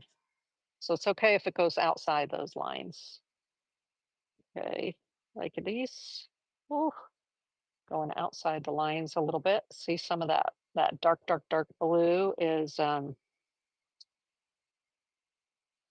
creeping into the red. But you know what? That is a-okay because I like when the colors meld together like that. There we go. That created a nice type of red, didn't it? Using that orange and the crimson. Okay, a little bit more. Yeah, this way. Yee. Okay, almost. We almost have it. There we go. I'm not looking at the comments right now. Okay, cool. I did just peek at the comments, so nothing new. That's good. So when I'm touching here, some of that blue, like I said, some of the blue is still wet. So they're going to bleed into one another, but that is a-okay. I think that's fine that they bleed into each other just that little bit. Okay, that's kind of fun, right? Kind of fun, kind of fun. Okay, let's do a little bit more of the crimson, a little bit more of this orange. Okay, cool. There we go. Ah! Into the middle here. And then, nope, need more orange. I thought I might need more orange. It was leaning too much toward the crimson. I wanted it to have more orange in it because here I have a magenta, right? And so if it leans more toward the pink side, the crimson side, then there won't be enough contrast with that pink, the magenta pink. Ooh, okay, here we go. A little bit more, keeping it thick. Because this is watercolor also, it's like no fuss, no muss. Do not worry if you get done with the artwork and you go, it's not dark enough. The nice thing, because oftentimes these paints will dry lighter. Okay. When they dry, they'll often, the tone will become lighter. And if that is the case, you may want to glaze. You may want to put another layer over top of it, and that will deepen and darken it. But that's one of the reasons that I like indigo, that color indigo, because indigo is a dark color, period. The color is quite dark. Here, I'll put it over here so you can see it. And so even on the first coat, it's usually pretty dark. Ah, let's get the tip of this brush to do its job, right? It's okay if we're outside the line. It's a-okay. There we go. So I kind of made that little triangle and now I'm filling it in and making sure there's plenty of paint there. Oh, fabulous. You know what I love? I love that it's all wonky. And that's what, hey, when Kandinsky did his, look, it is all, hey, blessed family, welcome in. It is all wonky, isn't it? It is just all over the place. Ooh, I'm loving the way this is coming out. Okay, okay. Life is good. We're going to set it aside and let it dry and work on that other round one that I did. Yep. There we go. Okay, cool, cool, cool, cool. Let's go over the line just a little bit there. Over the line just a little bit there. Nice. I like the way that's coming out. Okay, there we go. Coming through. Yeah, some of the red. It happens. It happens. Okay, let me pick up some things that I dropped along the way there. I'm very happy with the way this is turning out. Now, this is just the start. This would be the end with the thing that Kandinsky did here, right? Just very organic, experimental, all of that. But you'll notice here that on the one that I did before, I went in and I put other lines and shapes on mine. So we're going to do that after it's dry, though. You don't want to do that while it's still wet. So we're going to do something else and then come back to that. So we're going to set this aside. Bye bye for a moment. Okay. And now I'm going to do a UPO paper. But first I have to figure out where I put my UPO paper. Here it is. I want to do another round UPO. Oh, I just love the round UPOs. But this will be quick. This will be fast. I wanted to do it with the all core paints here. So this is polypropylene.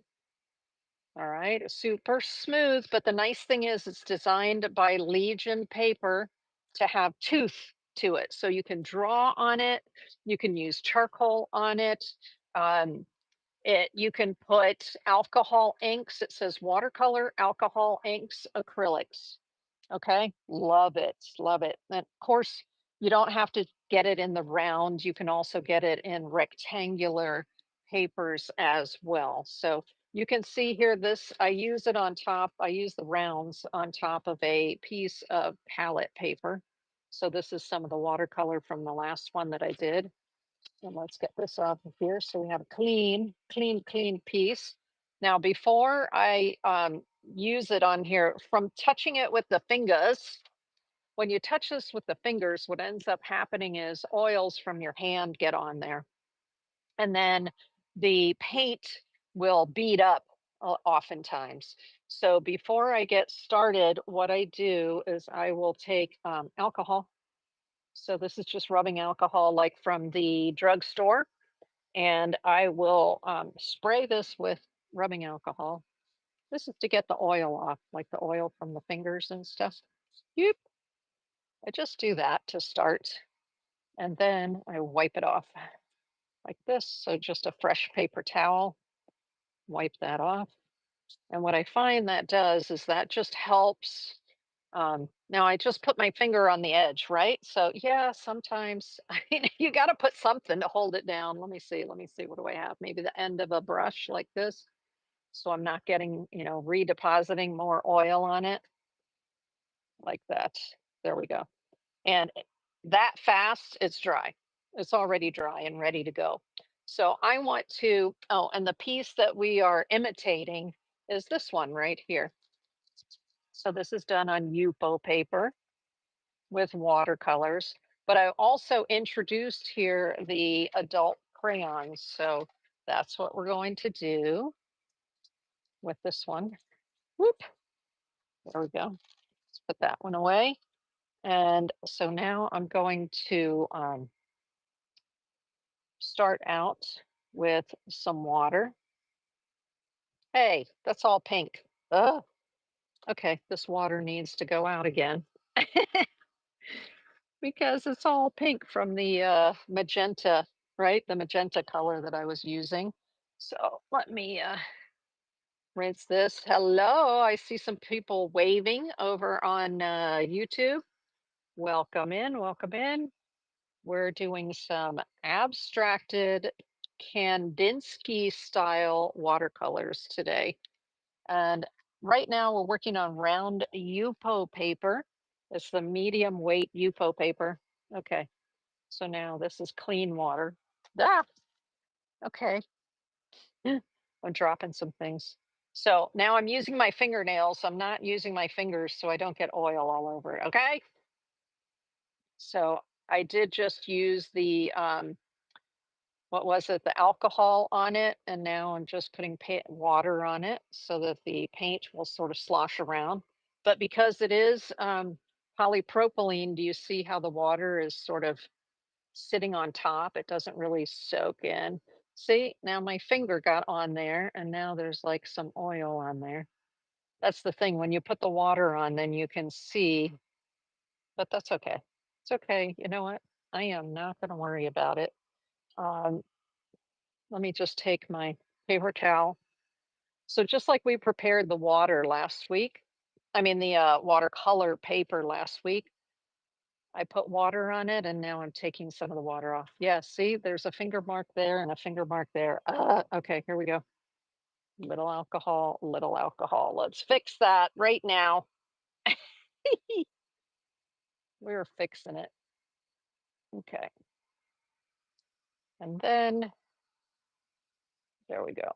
I'm trying to get most of the water off, but just leaving a little bit so that our paints will spread, right? So what color do we want in the middle? I think I like this purple. Let's put that purple right there in the middle. Nice.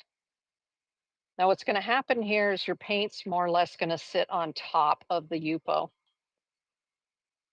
And what's a good color for around there? Well, actually, I can look right now at the crayons. So let's see what we have in our crayons. What do I want to use? Ooh, I like this light blue. Let's try some of the light blue. Now, what I like to do with the crayons is I like to dip them in my water. So because they're water soluble. And then that helps to release the pigment onto the surface. Okay, that's cool. It's kind of pushing that purple around a little bit. So let's get a little more of the color. Purple here, a little more purple. There we go. And then I'm going to take some more colors. What other color? What other color? Let's do the magenta, a little bit of the magenta. I want it to be sort of pinkish, like this. Okay, lovely. And just let it be sloshy. It's okay if there's lots of water. Remember, we can always come back and add more pigment later if I want it to be a darker color. I could grab some now that I have color down. I don't know if you saw that, but it just exploded where there's water. Cool. Nice. And it's beginning to interact. Let me show you. Let me see the interaction there. Isn't that fun? So much fun. You get more interaction on this Yupo because it's not soaking in.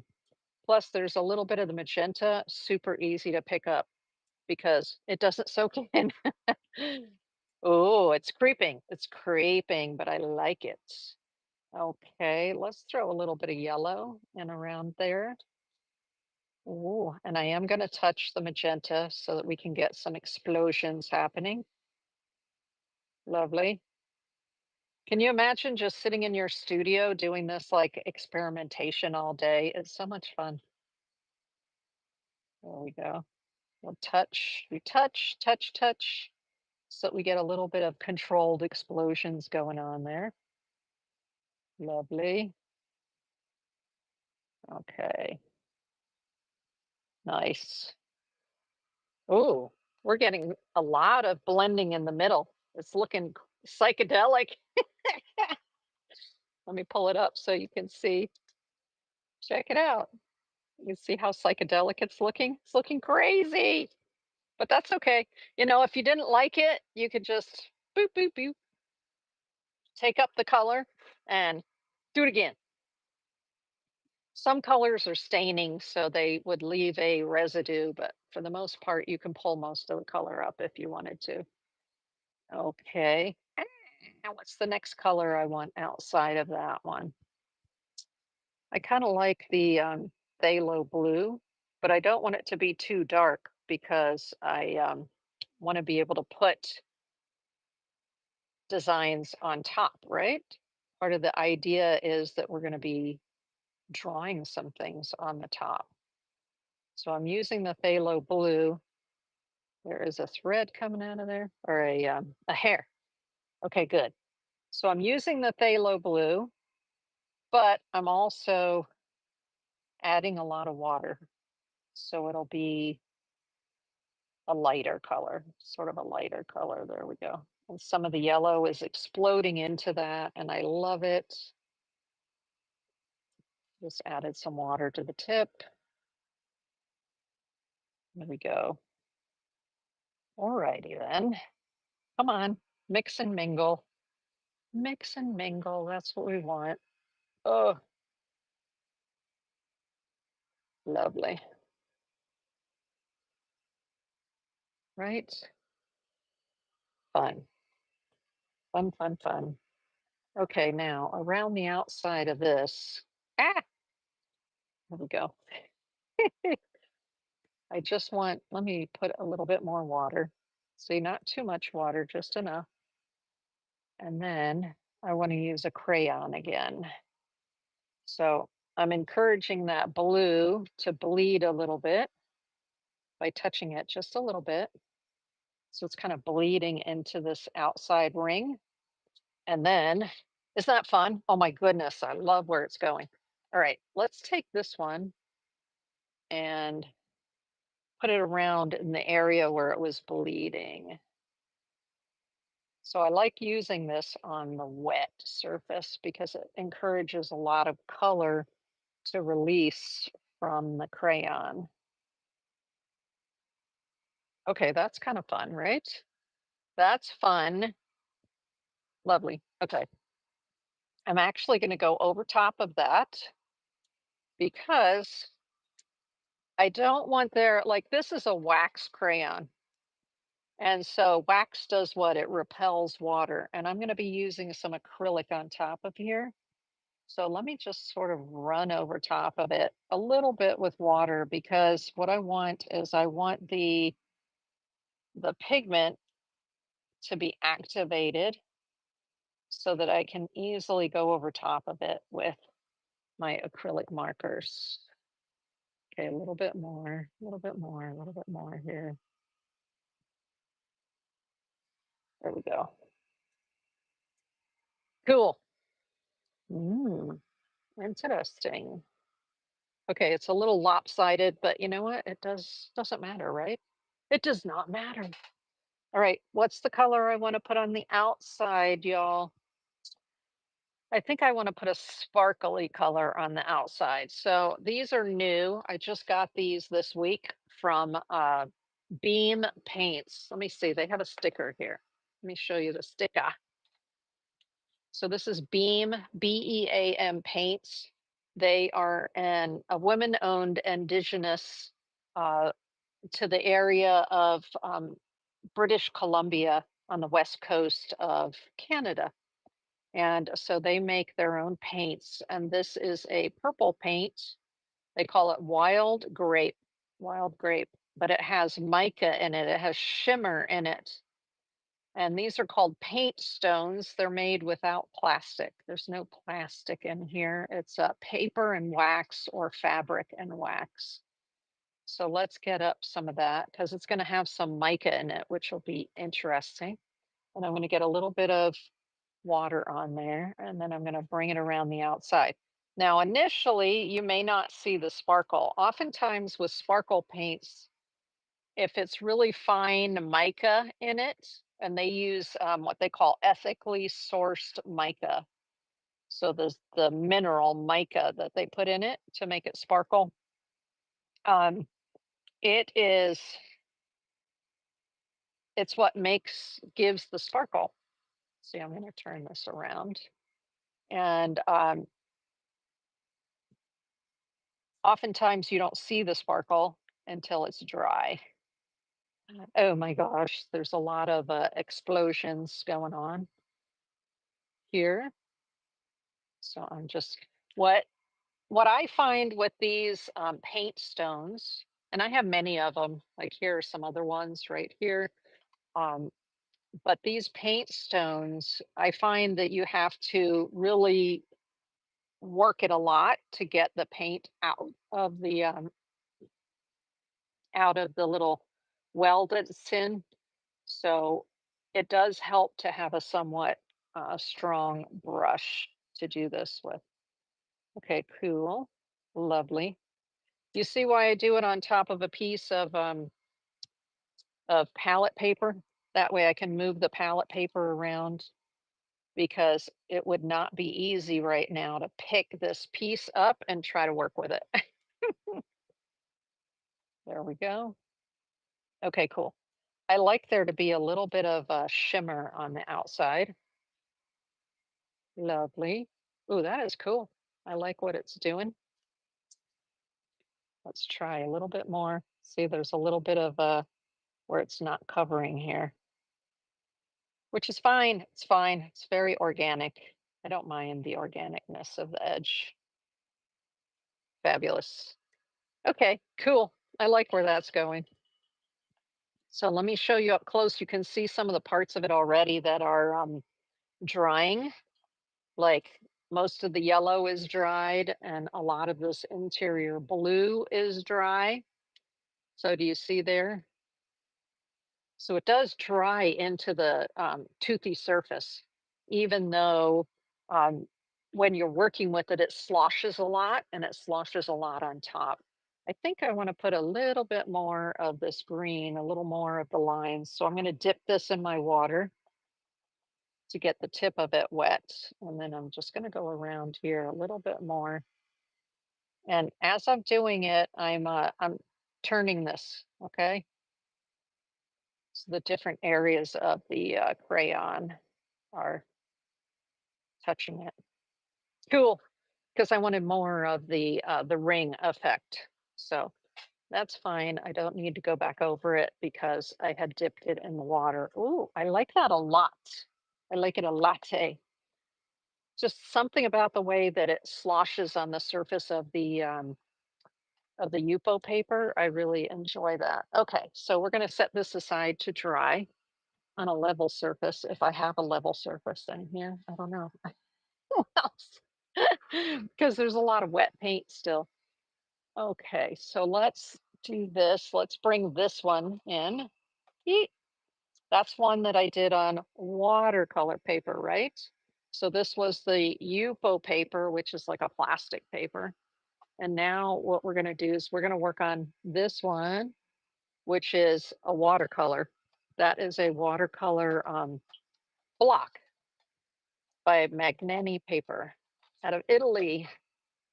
And um, so what I did was this blue right here has a little bit of sparkle in it. And I put some sort of this one right here, this very, very light blue here called Glacier Rivers. I put that around this area here. So when you look on the side, you can see a little bit of sparkle in there. But this is now ready to get some of these marks put on it like I did there so that we can, oh, and not just that one, this one here that I had made for the show as well. So this one right here, let me pull this out so you can see, right? This is mineral paper. So mineral paper is made from stones and it acts very similar to the Yupo, the way the watercolor bleeds and sits on top. But there we go. That's another one that I did. What I do is I got out the Kandinsky artworks. So let me look at my pile of Kandinskys here. So I looked at the Kandinskys and I said, Okay, see these interesting shapes and the little grid that he has here and the hash marks and this one with the triangles. So I use that as inspiration. And then I'm going to draw on this one. So I'm going to turn this a little bit like that. It's like, how do you know which way's up and down, right?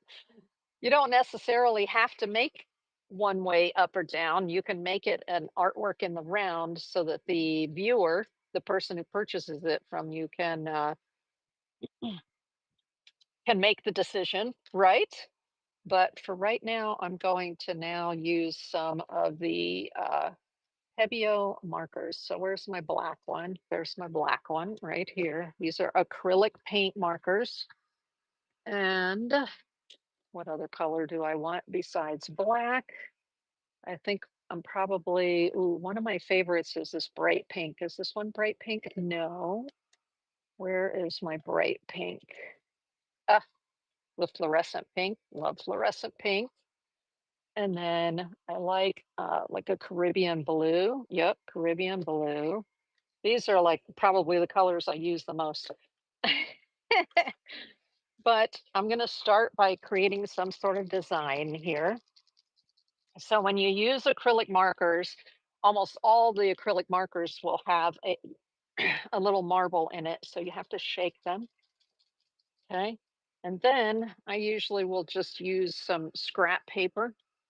So uh, there's some scrap paper like this, my little cutoffs that I use for testing. And so these are pump markers. When you get them, the tip is white, and you have to pump it a couple times to get the paint to flow down into the tip. Okay, so periodically I am pumping or shaking, pumping, and then, but make sure when you shake that you put your lid back on, okay? Because hello, my favorite colors are black and army green, Edgar said over on YouTube. There you go. Well, we're going to start with the black and make some shapes. So, what I was saying is make sure when you're shaking it that you put the lid back on, because if the tip is juicy with paint, it's going to splatter paint everywhere, which you might want or you might not.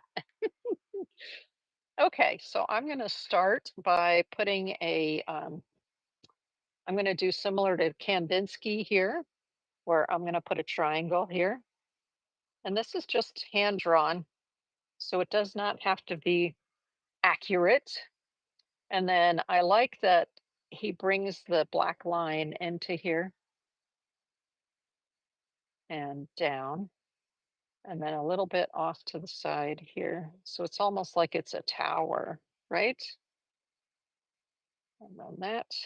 Now I'm not going to fill that with black like he did there. We will leave that. Um, let's see, I'm just matching up those corners a little bit. There. Okay. And then um, I like what I saw he did before in another painting where he put lines. So we're going to do a line like that, and then a longer line, and then one that's not the same distance like that. So it's a little bit weighted in one direction. And then I like to do dots. You'll notice in his artwork here, he has lots of circles. So, and he also is using those interesting looking curves, right? So let's do a curve, maybe um, something right here, like that, right? And then another one, because notice he's doing multiples. So then we'll do another one that's like bigger, but it ends at the same place here. And then we'll come here. Oops. There we go. So I made a little mess up. So what I'm going to do is I'm just going to fill this one with black, because then I can fix the curve. I can fix the curve around the outside. So this is just acrylic paint. All right, just think of it as acrylic paint. It just happens to be in a marker, which is awesome, because then it makes it easier for you to do more precise drawing, right? Okay, there we go. So I'm filling this one like this. So if there's any area of the curve that you don't feel is the right shape, you can just go back over it again, like I'm doing there. There we go. And bear in mind, this is handmade art. So do not fret, do not get upset. Don't be like, ah, it's not perfect. That's the point. This was not made by AI. This was made by your hand. So it is okay if the lines are not straight or the curves are not perfect. That's not the idea. The idea is for you to express yourself on the surface. Okay. So be easy on yourself. Oh, okay. Let's see. What other shapes do I want to put in there? I think I'll just put a little line right here. So I'm going to do a line and a dash and another line there. So that's kind of interesting, almost like Morse code, right? And then over here, I'm going to put some dots. So I like having the what's called the bullet tip here because it's easy to do dots. Dot, dot, 3, 4, 5. Normally, when I do dots or dashes, I like to do odd numbers. So you'll notice there are 3 dashes here and 5 dots there. That's a principle, like an Asian painting principle. And since I grew up in Asia, I always try to do that odd, use the theory of odd numbers for that. Okay, so is that enough black? Ooh, I want to do circles, right? Because this is just sort of an interesting arc, but I actually want to do circles. So I'm going to go over here and I'm going to do a circle, just freehand. So it doesn't matter if it's the right shape or not. And then I'm going to do another circle intersecting it a little bit bigger. And then one of my favorite things to do with circles is to make one side of the circle heavy. And so what I'm going to do is I'm going to color in part of the circle here. So I'm just going to using the same marker. I'm going to color in part of it to make one side of it heavy. You see there, like that? So I like to make heavy circles. That's one of my things. Okay. I want to even it a little bit more. So I'm going to come in and perfect that edge a little bit. Nice. Now I have 2 intersecting circles with a heavy circle in there. And then I can do a small circle over here, right? Nice. So that's 3, 3, 5, right? Here I've got 1, 2, 3, following the curve. All right. So I think that's it so far for the black. Now I want to bring in some other colors. Actually, these 2 colors are really close to the colors that are here. Let's try this uh, fluorescent pink. So I'm gonna, yep, the paint is flowing. So here I want to maybe put some, oh, I want to put some stripes going this direction. So I'm going to do a stripe, a stripe, a stripe, a broken stripe, right? And another broken stripe. Cool. I like the way that looks. I could have filled the whole thing in with the fluorescent pink, but to me that would be a little boring, right? Okay, what other colors do I want to use? Now, another type of pen that I like to use are these Signo pens, and they're by Uniball. So here, can you see it says Uniball? And then it says Uniball Signo, and they're the broad tip. These are super nice for doing details. So we do have some green in there. So maybe I'll take the green one. They have a beautiful silver and a beautiful gold as well. So let's use this one and maybe I'm going to put a couple of stripes. Now, same thing, I'm going to start this going, start the pen, the gel pen going. I'm going to put a couple of stripes in here. What I like about the gel pens is that they're shimmery. I love the shimmer. So that was one line. Let's do another line here, sort of in the middle. Now, when you're on textured watercolor paper, which is what this is, you're going to get skips in the lines. So don't worry about it. That's just normal. It's normal, but it just gives a little bit of detail to the body of that, and um, there's shimmer to it. Now I'm going to take this. I like the combination of purple and green, and there's some purple in the middle here. So I'm going to make some small. Actually, I'm going to make like some sort of swirly circles. Can you see the swirly circle there? So let me do another one here. I start with a circle in the middle and then start making a swirl. There you go. See that? So there are two on this side, so I have to put one over here. So I'm going to put one over here.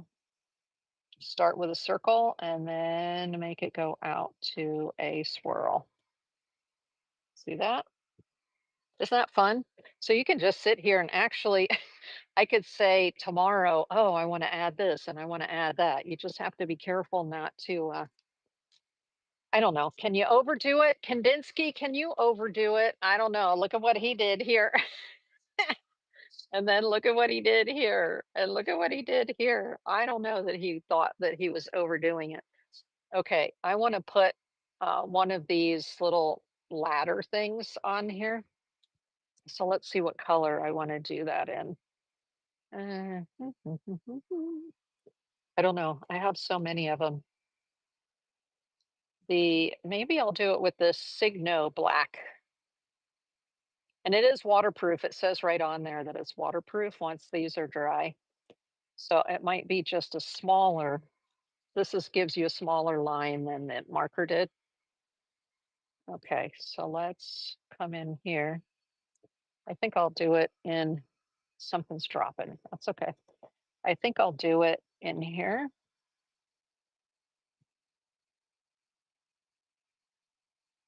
And kind of bring it together like this toward the end. Can you see that right there?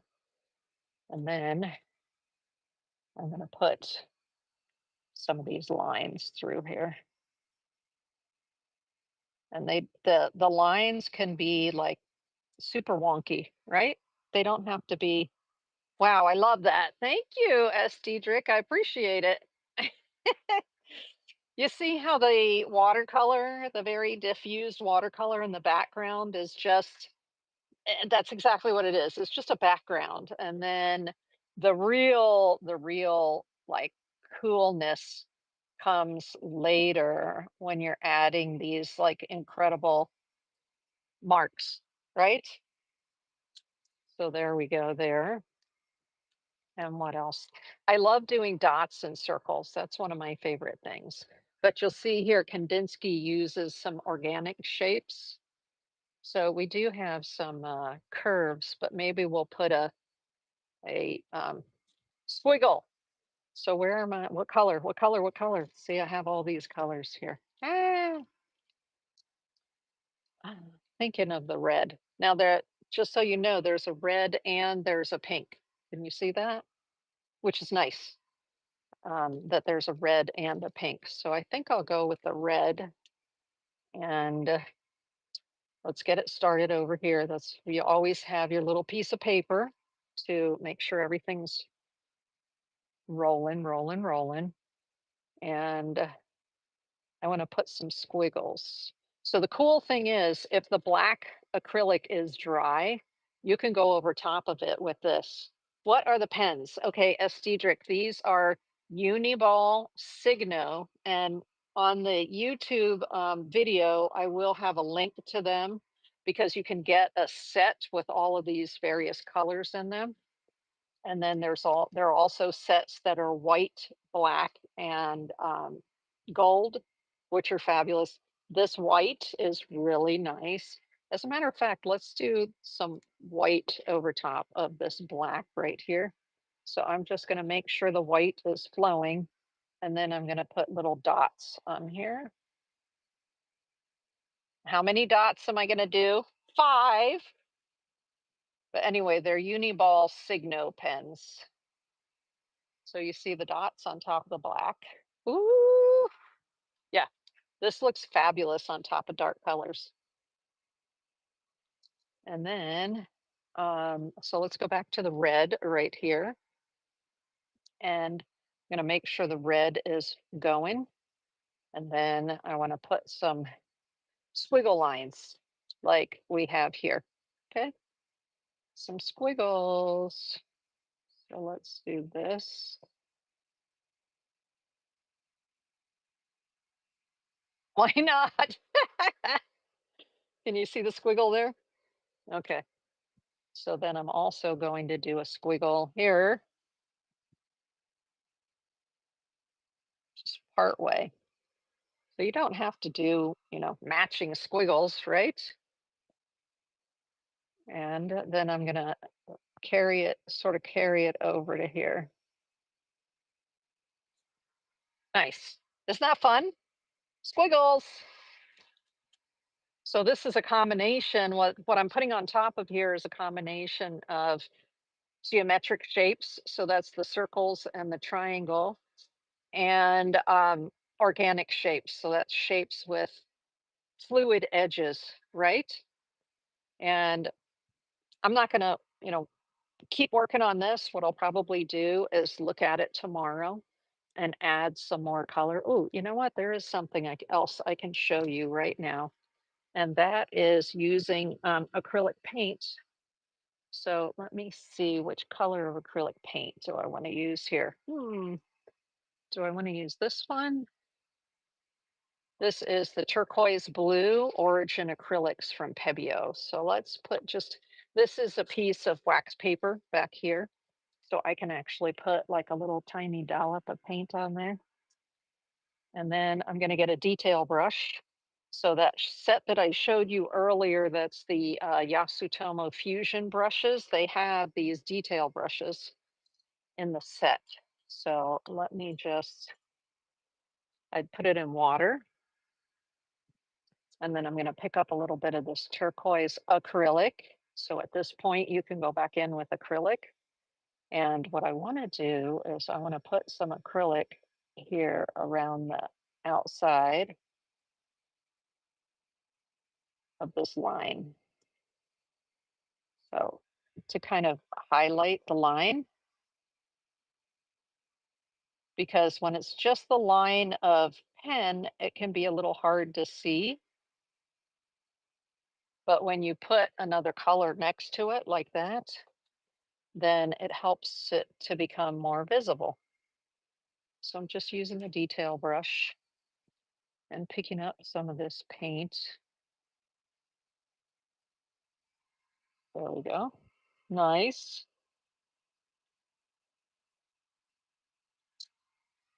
See how it makes it kind of fun, and it's beginning to tie everything together. It's okay to put acrylic on top of watercolor.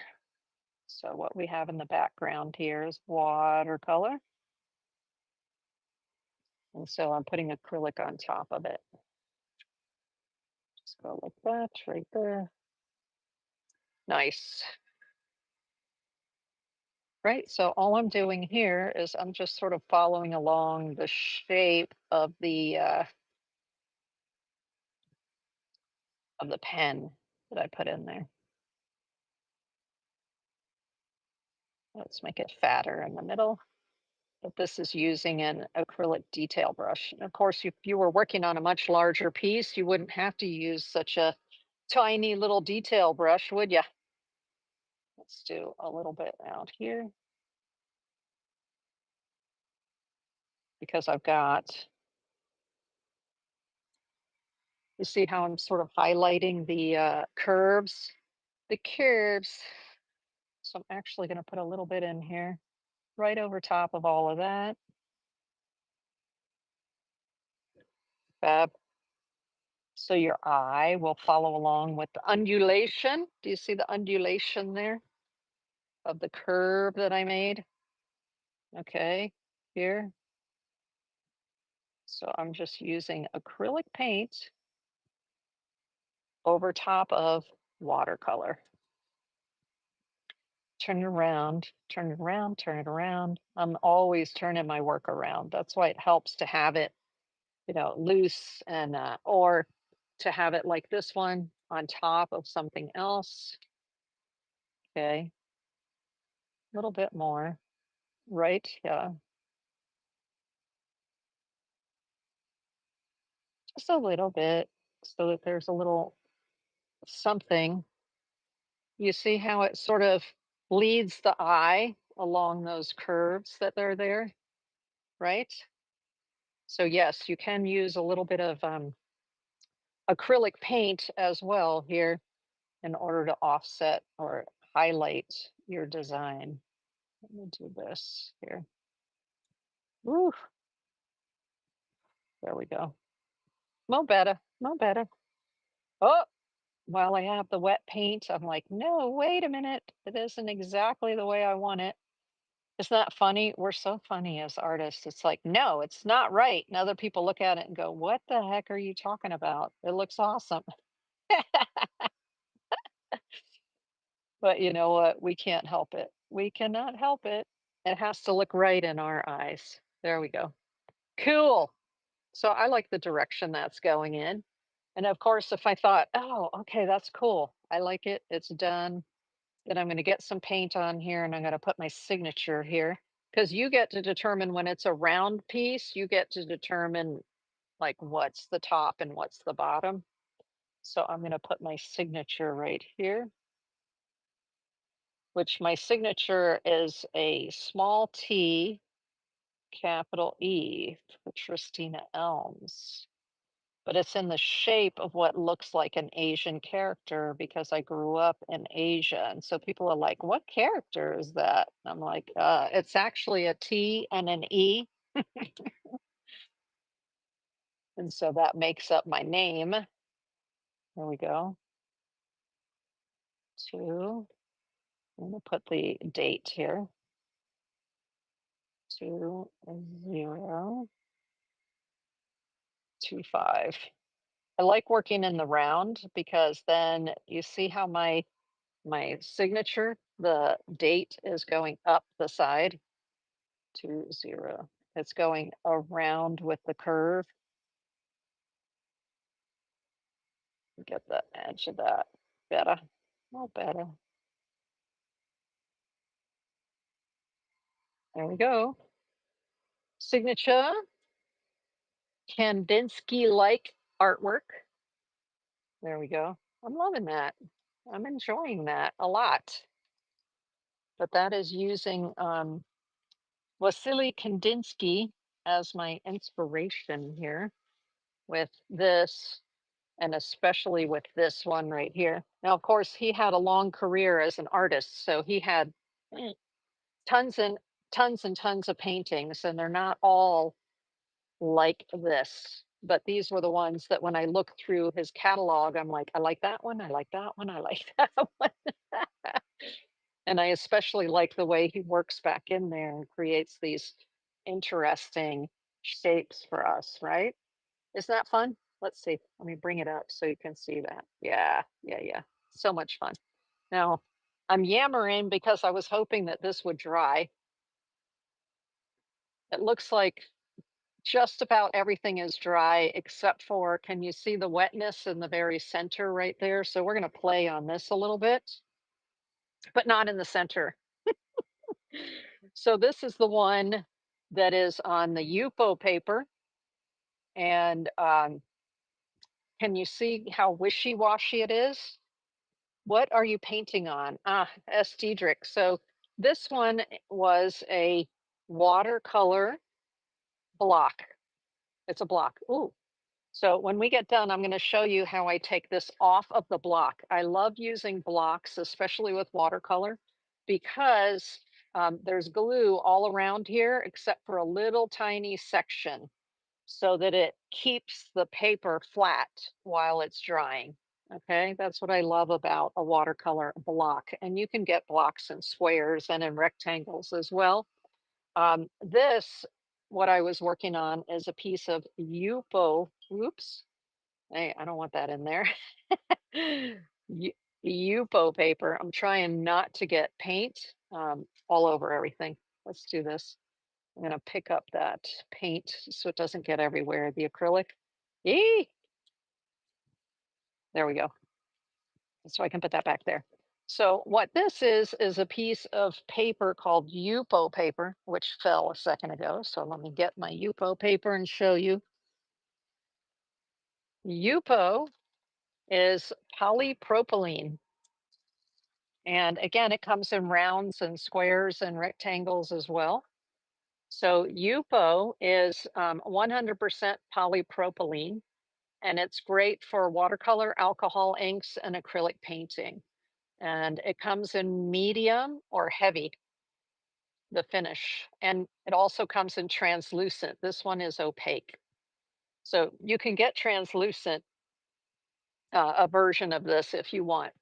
But the rounds, all that they have right now is they have the 8 inch. This is the 8 inch round, and then they have the 12 inch round. I have both um, of just the medium opaque white is what they have right now available in the rounds. But I love the rounds. And what I wanted to show you is the way that the watercolor really sloshes on the Yupo paper. Now, if you weren't here earlier, S. Diedrich, when I started this painting with the plain Yupo, I sprayed it with rubbing alcohol, like just from the drugstore, um, to start because your fingerprints, the oil from your fingers gets on it, and then it repels the watercolor. So I wanted the watercolor to sit on the whole thing. So I wiped it all down with that rubbing alcohol first. And then I put some water on it. And it has a little bit of tooth to it. So you can see how it grips the watercolor paints, right?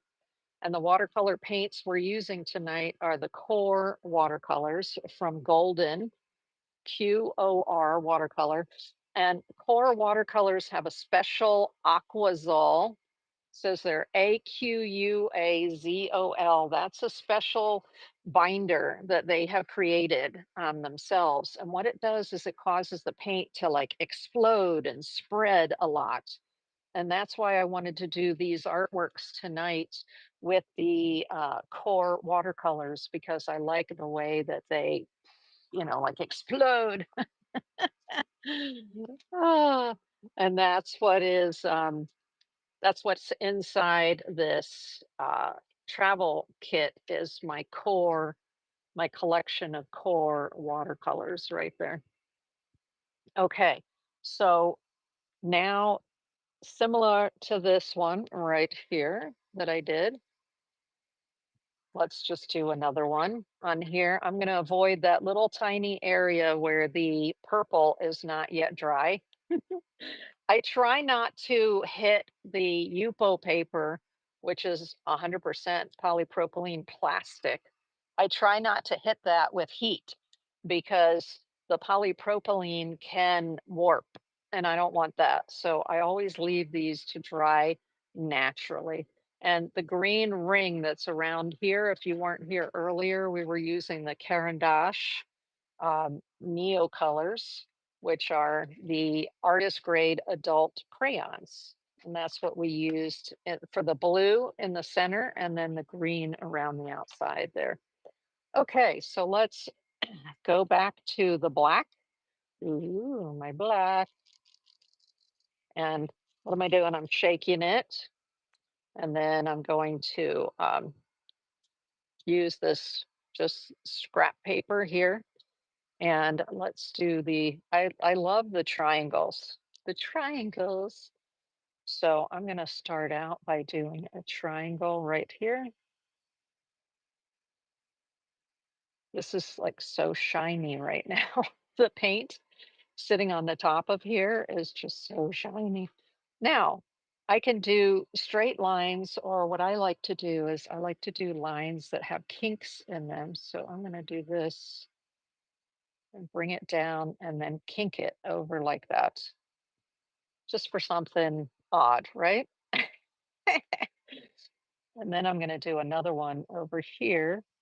I can either do it a little longer or a little shorter because I I would prefer not to do it on the same level. So I think I'm going to do it a little bit shorter and a little bit wider.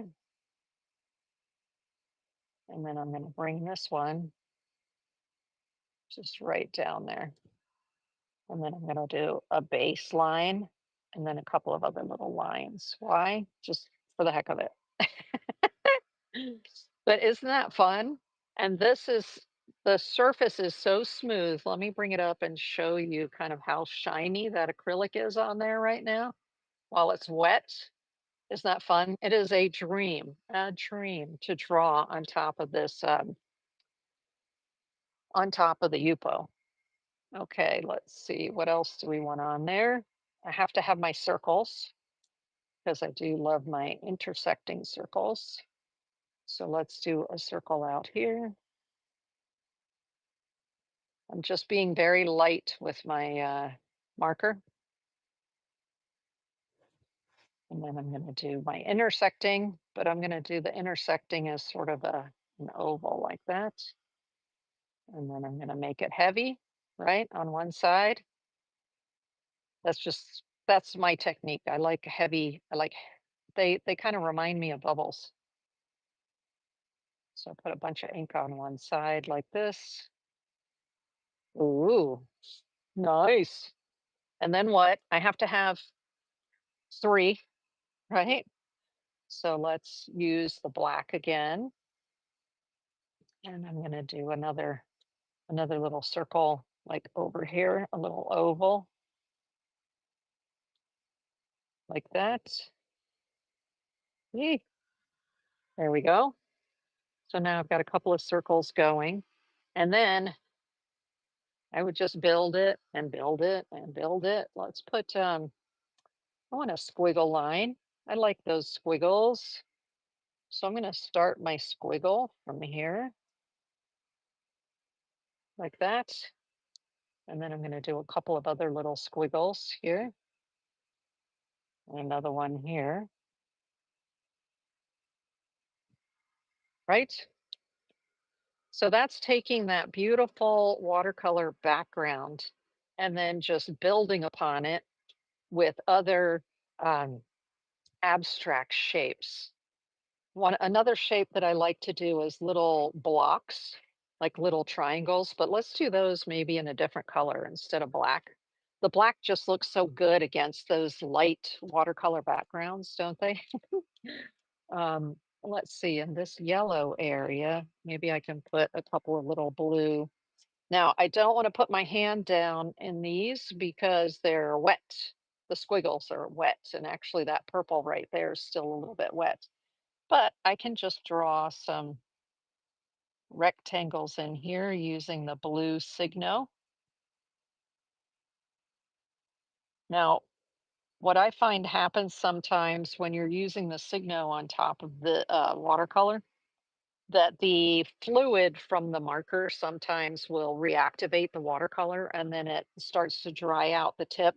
That's another reason why you just want to have a little blotter next to you so that you can just fix that. So what am I doing? Just some funky little squares, rectangles for the heck of it. I love little rectangles and little triangles and little circles. And actually, I'm going to make this go into a kind of a circle and then just do some trail off of dots. That's cool. So there you go. And that's using the Signos. Now, to fill in um, one of these, I would use a one of the markers. I'm just looking to see which color of the marker I would want to use. Maybe a red one. That's a pink one. Let's see. Okay.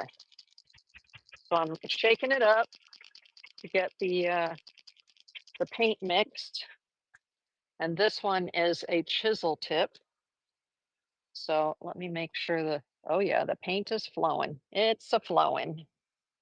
I usually will start it on a blotter because sometimes when you have shaken it and started the ink flow, it'll sometimes, especially if it's been in the car or something and it's hot, it will just blurt out. And I don't want it to blurt out. So I'm just doing a triangle inside a triangle here.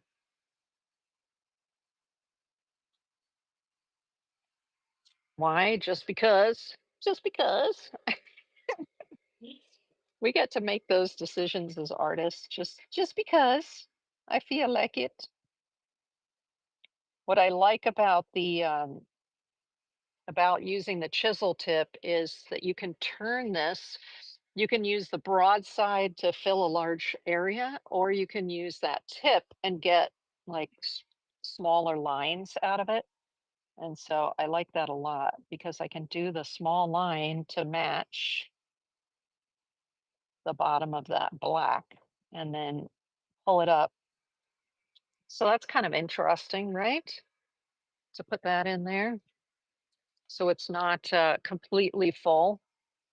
There's a little space there. Okay, that's interesting, right? You don't have to fill the whole thing. You can just fill part of the thing. I really like what this did right here in this area where it flooded, but some of that Caribbean blue of the light blue of the Neo color. I'll show you this one right here. Each one, what color do they call it? They call it blue turquoise. So this blue turquoise is what I put in the middle there, and everything sort of ran through it, and it's fabulous. I love it. Okay, so there's a lot more that I'm going to want to do to that piece. But I did want to do the intersecting triangles because that's kind of what I did here was the intersecting triangles. So it's part of the series, the same series that goes along with this. You can notice, see how bright the colors are of the core watercolors. I was telling you that the core watercolors, the colors almost look artificial.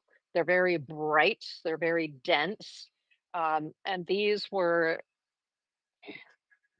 I was using these from, which is a whole selection and collection from Christy Rice and some other brands. And so it came out a little more pale, right? A little more pale. And that's usually how watercolors come out. But because here I was using the core, they're very bright, they're very dense. And so you can see that the colors are like, whoa, kind of in your face, right? Oh, well, I will finish this one offline. If somebody wants this one, here is the finished piece right there. And it is, I'll have to give it a name. Oh, what I was going to show you is how to take this off of um, the block because it's on the block right now. So let me move this one aside. This one I'll finish offline and it'll be available when I come back and do my next workshop. This one, let's see how we take it off. So what I like to do is use a palette knife, and then you have to look along the edge for the little area where there's no glue. So usually I'll run my finger over it here so I can feel where there's no glue. Is that where it is? No. Plus, you can see the glue is kind of shiny, and the area where there's no glue is not shiny. So this is where there's no glue right here. So I have to put the edge of the palette knife, make sure that I only got one sheet. Yeah. And now I'm going to go around it like this. Oh, nope, I got two sheets. Okay, hold on. Let me go back. It's looking like I grabbed two sheets. So let me try to separate those two. Yes. Okay, now I got it. So now I'm going to go around like this. Ooh, you have to be careful because sometimes the edges tear. So you do have to be careful. I'm going to show you that tear in just a second. So I'm just sawing back and forth here to get this off of the block. What I'm doing with my palette knife is I'm angling the palette knife down on the front end here so that trying not to tear it like I did over here. So you see the little tear right there? Tears happen when you're working with a block. So what I often do, like you see how it's just like that now? What I'll often do with a tear is I will use a little bit of gel medium and I'll repair the tear. So, but that's okay. It's all right. It's all right because it's going to be right behind a frame. Anywho, but there you go. That one is done. And now there's my, oh, look, there's a little bit left on there. There we go. So that's my block ready for me to do another painting and have it stay flat while I work on it, right? That is the best part. Now, wait a second. There's one other thing that I wanted to show you. Here we go. Not quite done yet. What I wanted to show you is what I had done to these circles. So these were the Kandinsky circles here, right? But I have to take it a little further. So what I like to do is use the Micron pen. So this is the graphic number 1, which has a little bit bigger tip to it. And I like to go in here and make marks. So here, what I did with the last one was I did little marks like this, right? I'm just putting little lines there, something different. So this is your opportunity to sort of have fun and do some mark making. 3, 4. And then over here, I want to do another one. Uh, let's do it over here. 1, 2, 3, 4, 5. There we go. And then what else? I like to do dots, of course. I love my dots. So let's take, this is the blue pen, and I'm going to put some little circles here. Maybe I'll do like where they get bigger and then they'll go back down again. And then maybe some dots around here like that. Right? Isn't that fun? So just take those same sort of techniques of making interesting marks and bring it to this these squares, the circles inside the squares. You don't have to, you can just leave it as the piece of artwork, but I'm very much a mixed media girl. I can't just leave it. It's not in my vocabulary to just leave it. I have to keep adding more and more. And so that's what I will do with this. And then this was 4-inch squares, 4x4s. So now this is an 8x8, and that will fit into an 8x8 frame or mat when I'm done with it. I don't know if you're aware, but a lot of times a 12x12 frame will come with a mat that has a hole in it for an 8x8. And so that's why I like to work with the 8x8 size if I'm going to do a square. And that works on this, which is a 9x12. This is a 9x12 pad of paper, watercolor paper. Okay. But okay. So that is the end of the workshop, which was using the core watercolors together with lots of water and then highlighting them with our acrylic markers and our Signo pens and our um, Micron pens. Ah, so much fun. So thank you for coming to the show